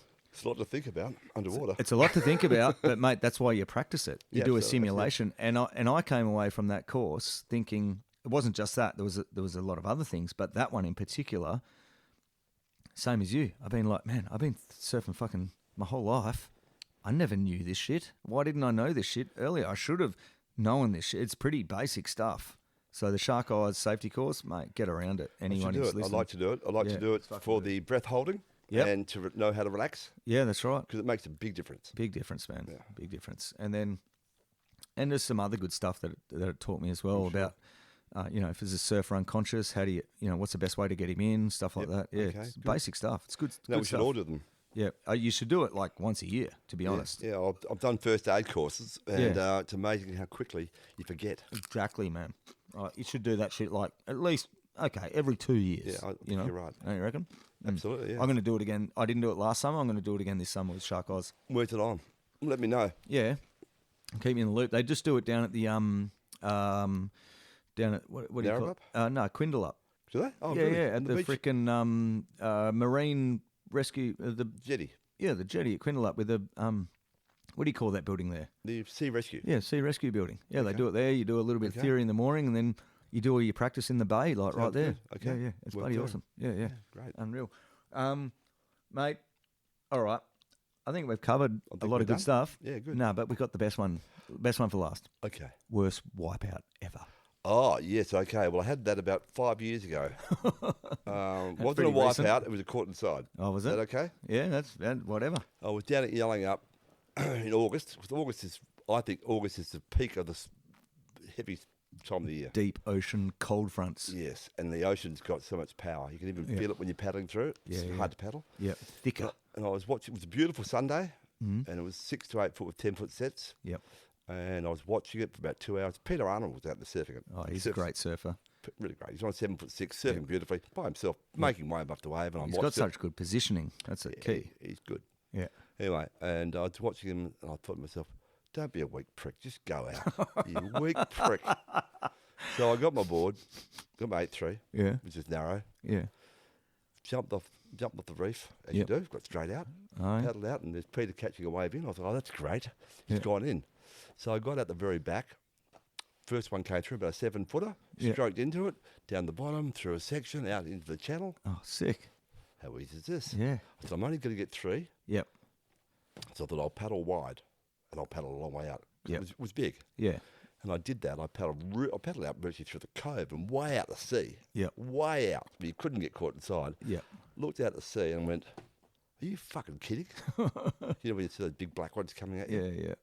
And this giant set was coming at me. I paddled my guts out. I was so far out to sea. I was just shitting myself. I thought, what are you doing out here? Yeah. Yeah. And I got over it. Yeah. Up and over it. And you know how you fall down the back of the wave? Oh. And I looked up and there was one behind it, bigger. Oh, no. And it had sucked up. The one before had taken all the water Yeah, off the reef. yeah, cleaned this the thing reef. was top to bottom. Oh, I don't know how big it was. Yeah. But I looked up as it was coming down like a waterfall and went, Yeah. da-da-da-da. Yeah. This could be it. He's giving me the salute sign there, Yeah, listeners. Like the ship's going down. That's right. Salute to his hand to his forehead. Yeah. The last post. Yep. And so I swam to the bottom and then it took me. And the whole down was horrific. Yeah. Right. And I managed to come up. Yep. But that was the scariest it's ever been. And it was funny because after came in, Richie Myers went out. Did he? And the same thing happened to him. Did it? Yeah. Yeah. We shared our experiences. It was Yeah. just Right. It was the heaviest wipeout, heaviest hold down I've ever had. Really? Heaviest wipeout. Look, you have so many wipeouts. It's probably the heaviest wipeouts I've had. Well, not the heaviest, but you're surfing Most Margaret River. violent. Yeah. When you surf a long time, you forget all the bad wipeouts you've had. Mm. But I was thinking it's always funny watching someone else wipe out. Yeah. And it's always funny when you survive one. Yeah. And Yeah. you get to the beach, isn't it? Yeah. Yeah. Yeah. So, but I had a nasty one at the engine up years ago. It was a big swell. It was late in the year when it had a bit of backwash on it. Yeah. And this wave was, when it's big at engine up, it breaks right at the back of the reef. Yep. Well, I paddled into this wave on a 6'9" tough light. Right. And I went straight down and straight in, nosedive, straight in the bottom. And I came up and eventually, after getting absolutely smashed, we rolled around, hit the reef and everything. And the thing had snapped in two. So Yeah, it was like a right. guillotine. Wow. And they're tough, those boards. Yeah, yeah. So that was one I can remember. But there's been so many over the years, Yelling Up, Yep. Injured Up, North Point, Margaret's, Yeah. that sort of stuff. You know, there's Yep, yep. No, that's good. Rabbit Hill. You can get a nasty flogging down there. Oh, I for sure you avoid can. those waves these days. Mate, that's a pretty good answer. It was a multi-pronged answer, but it was good. Okay. What about, have you ever had shark incidents over your career? No, but That's good. I've been lucky. Touch the Jarrah Wood Touched table. the Jarrah that's, Wood, used to be yeah. Albine's coffee table that he gave Did it? donated to the Shedquarters. Okay, good. Yeah. No, you were at Big Rock Cobblestones when Alex was Yeah. it? Yeah. I was surfing lefties that day. Oh, were you? Yeah, Yeah, right. it was fantastic surf. Yep. And we saw the helicopter and heard Oh, the yeah. ambulance. Went, oh, Yeah, yeah. something happened. Surf Yeah. was fantastic. Yeah, it was pumping. And I remember That's why we walking went up to back the. out. I walked. You went back out, did you? Yeah, yeah. Great. No, not after. Oh, long story. but Anyway. Yeah. And I walked back up to the car park, and I remember seeing, you know, Fabian. Mm-hmm. He said, "What do you think?" I said, "Fabian, it surf's fantastic. One shark attack, you're not going to get two in them one day, are you? Yeah, that's right.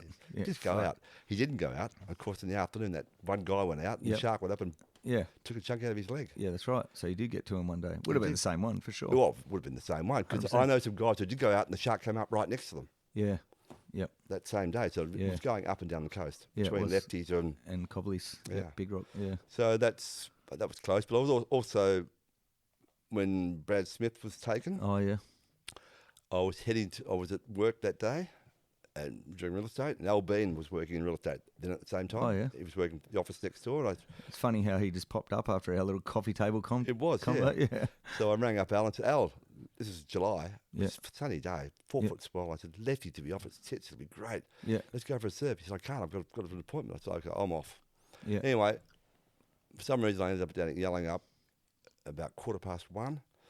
Got out of my car, checked the surf, went tide, wind, swell, lefties. Off you Yep. go. Yep. As I was driving over the bridge, I happened to just look to the right, and I saw a little 4 foot right-hander peel through at Yelling Up, no one out. Oh yeah. So I thought, oh, just go out at Yells. That was 1:15. Yeah. So I went and surfed Yelling Up. If I hadn't seen that wave, I would have been out at 2 o'clock at lefties when Brad Smith was taken. Yeah. Right. So that's not a close encounter, but it's a But bit still, of luck. Yeah. Yeah. You know, as you know, when you're out in the surf and there's only 15 people there, Yeah. one person in the surf changes the order, Yeah. doesn't That's it? right. Yeah. So that person would have been there, and this person would have been there, and Yeah. Yeah. so that was luck. Yeah. Yeah. So for sure. I've had about 3 or 4 of those. Yeah, where that's cool. Where I was just at lefties when the kid was another case of me shooting off my big mouth. I went out, surfed Injured Up that day anyway, it was a perfect day in July again. Yep. Not a cloud in the sky. Injured Up was big, but holding incredible shape. Yeah. Dolphins swimming around with their babies and Yeah. sun shining. I thought to myself, gee, it's great not to be thinking about sharks for a while. Yeah. Because it was a time when there was quite a few shark attacks. Yeah. So I had a great surf, and I came in. It was really big, and I was walking up the stairs, and you know Jules Lever? Yep. Jules said to me, "Oh, it's not too big, is it?" I said, "It's big, but it's perfect. Go out." Yeah. That was at 3 o'clock.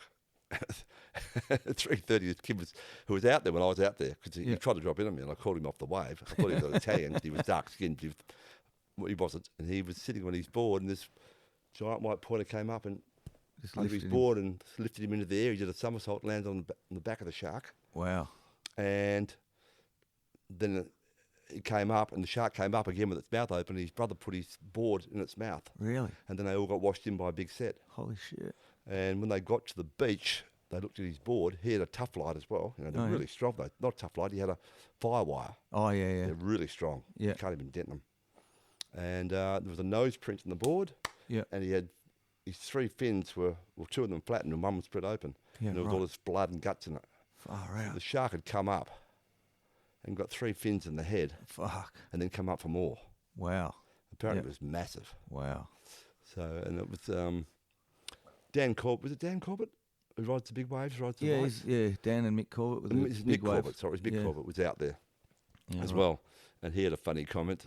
because he was out there when it happened. Yeah. And he said, I heard him, he was reported to say when he was interviewed, I've always wondered what would happen if I was out in the water when there was a shark attack, and now I know.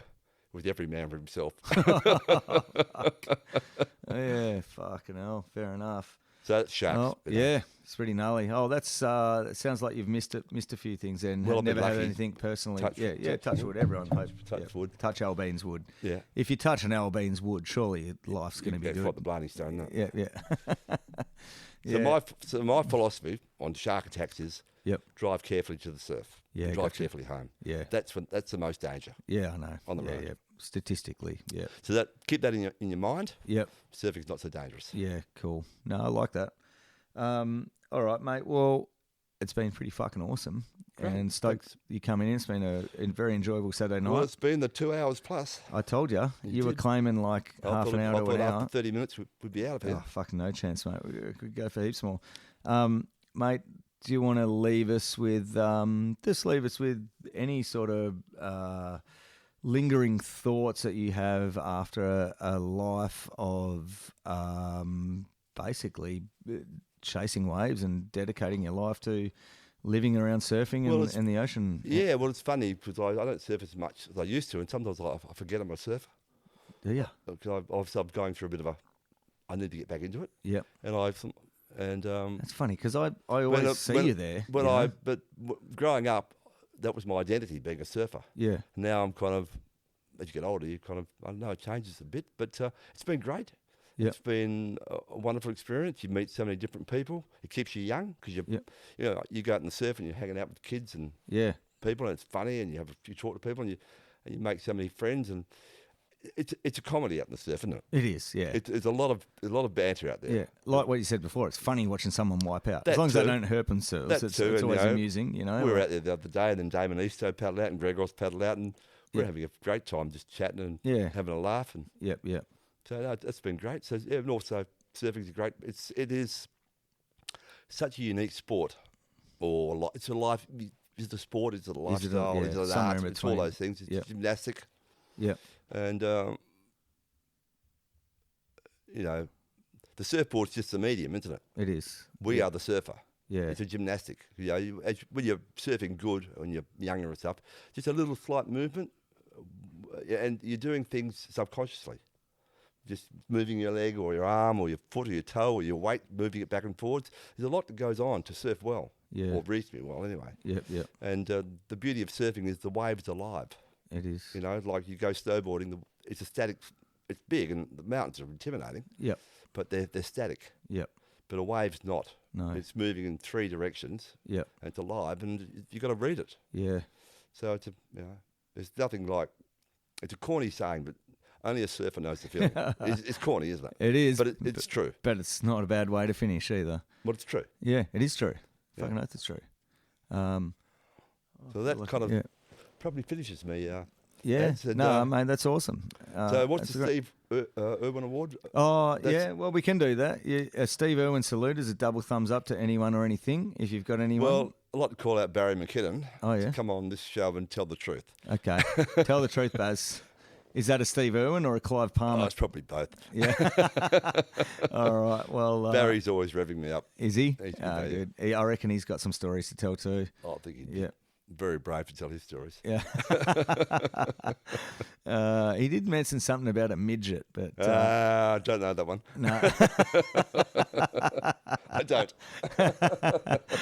Mates, just reflecting on your comments before that, I think that was a great way to finish the podcast. Honestly, Thanks, you said that sometimes you feel like you've lost your identity as a surfer, but in all the years that I've ever, obviously I'm a whole another generation under you, and in all the years that I've been down there and doing my thing, whether you're out in the water or not, I always associate you with being on the lookout and being on the lawn, and just, mate, you might be in your suit in between meetings or whatever and real estate and whatever, and you might feel like you've had moments where you're disassociative from being a surfer, but in my eyes, man, you've always been a surfer. You're one of those older guardians of Yelling Up Main Break. That's whether you're surfing or not, you're fucking there watching. Well, Yelling and Up is a special place. It's a special place, man.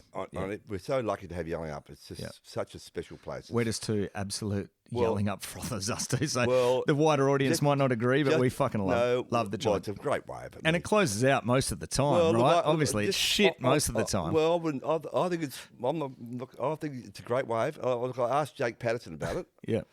He said, no, and Jake's a great surfer. He Yep. surfs in Hawaii and stuff. Jake said to me, it's a world-class wave when it's good. When it's good. And a lot of the time it's not good, but No, it's but just something special about the place. So obviously you and me It's a special love. place. It is. It's You the know, lagoon, whether it's you the go for a headlands. walk or just drive down there or just have a look, check the surf out, have or a hang out in swim, the car hang out park. on the grass, talk to Andy and Richie Yep. and fucking all the old boys and, you know. See, I've known Andy since 1973. Well, I first met Andy in the car park when he came over from Queensland in 73. Oh, yeah? We still haven't got rid of him. Well, I mean, there wasn't many locals down here, so a lot of those old guys that you look at as old locals, they all were blow-ins, really, weren't Well, we've got they? A lot of them. they were some great guys. Like got Yeah. Pat Bloomer, Yeah, exactly. John Boy Malloy. I met them when they first They're came all over. Americans and Yeah. over Easters, because it just was fucking, it was just bloody farmers down here back then, wasn't there? Pretty much, and we came from Perth. Yeah, Yeah. that's right. The only I'll sign off in about 2 seconds. Yeah, The only surfers mate. the only surfers down here were from Busselton. Yeah, When I first came down here in about 1970 to surf regularly, yeah. were Billy Webb Oh, yeah? and the Capel Kid. Who's the Capel The Kid? Capel Kid was a guy called Ian Reid. He was from Capel. He had long blonde hair. He had a white panel man. No way. And he would pick up Billy from Busselton, and they'd come down here and surf. Wow. They both surfed well. No way. That was about 1970. And they were the only Busselton surfers. Busselton was full of bogans, Yeah, and they and surfed. farmers. And Wow. there was no surfers at Because Margaret Billy River. Webb's Aboriginal, obviously, war dandy. War dandy, yeah. I've known him for a long time, but Well, Billy I've surfed. never seen him in the surf. Years ago, and then his two brothers, Wayne and Clint, surfed as well. They all surfed quite a bit in the 70s and 80s. I should get Billy on here, shouldn't You I? know, Billy hadn't surfed, In a long to time. my knowledge. I don't talk to Billy these days, Yeah. whatever reason. Yeah. But he was the only guys that used to surf were the Capel Kid. Who the fuck is the Capel Kid? Capel I Kid. need the Capel Kid on the podcast. Ian Reid. Is he still kicking? Don't know. I got no idea, but Mate, Billy would know. that is now your homework for Barrel Surf Let's Podcast. find out. Track down the Capel Kid for I'll me. try. Okay. I need to talk to the Capel Kid. Mate, Stewy, thanks heaps. It's been a fantastic Thanks, way Arch. to It's been- spend my Saturday night. It's been been good. really enjoyable Yeah. listening to your stories, and I'm sure everyone out there listening has enjoyed it too. So thanks for your time. Thank you. Fucking oath. I'll see you. Handshake across the table. And hopefully we And, got a few good yell sessions in us yet, mate. You owe me a wave. Bloody oath. I do. And a bottle of Forester Red. Okay.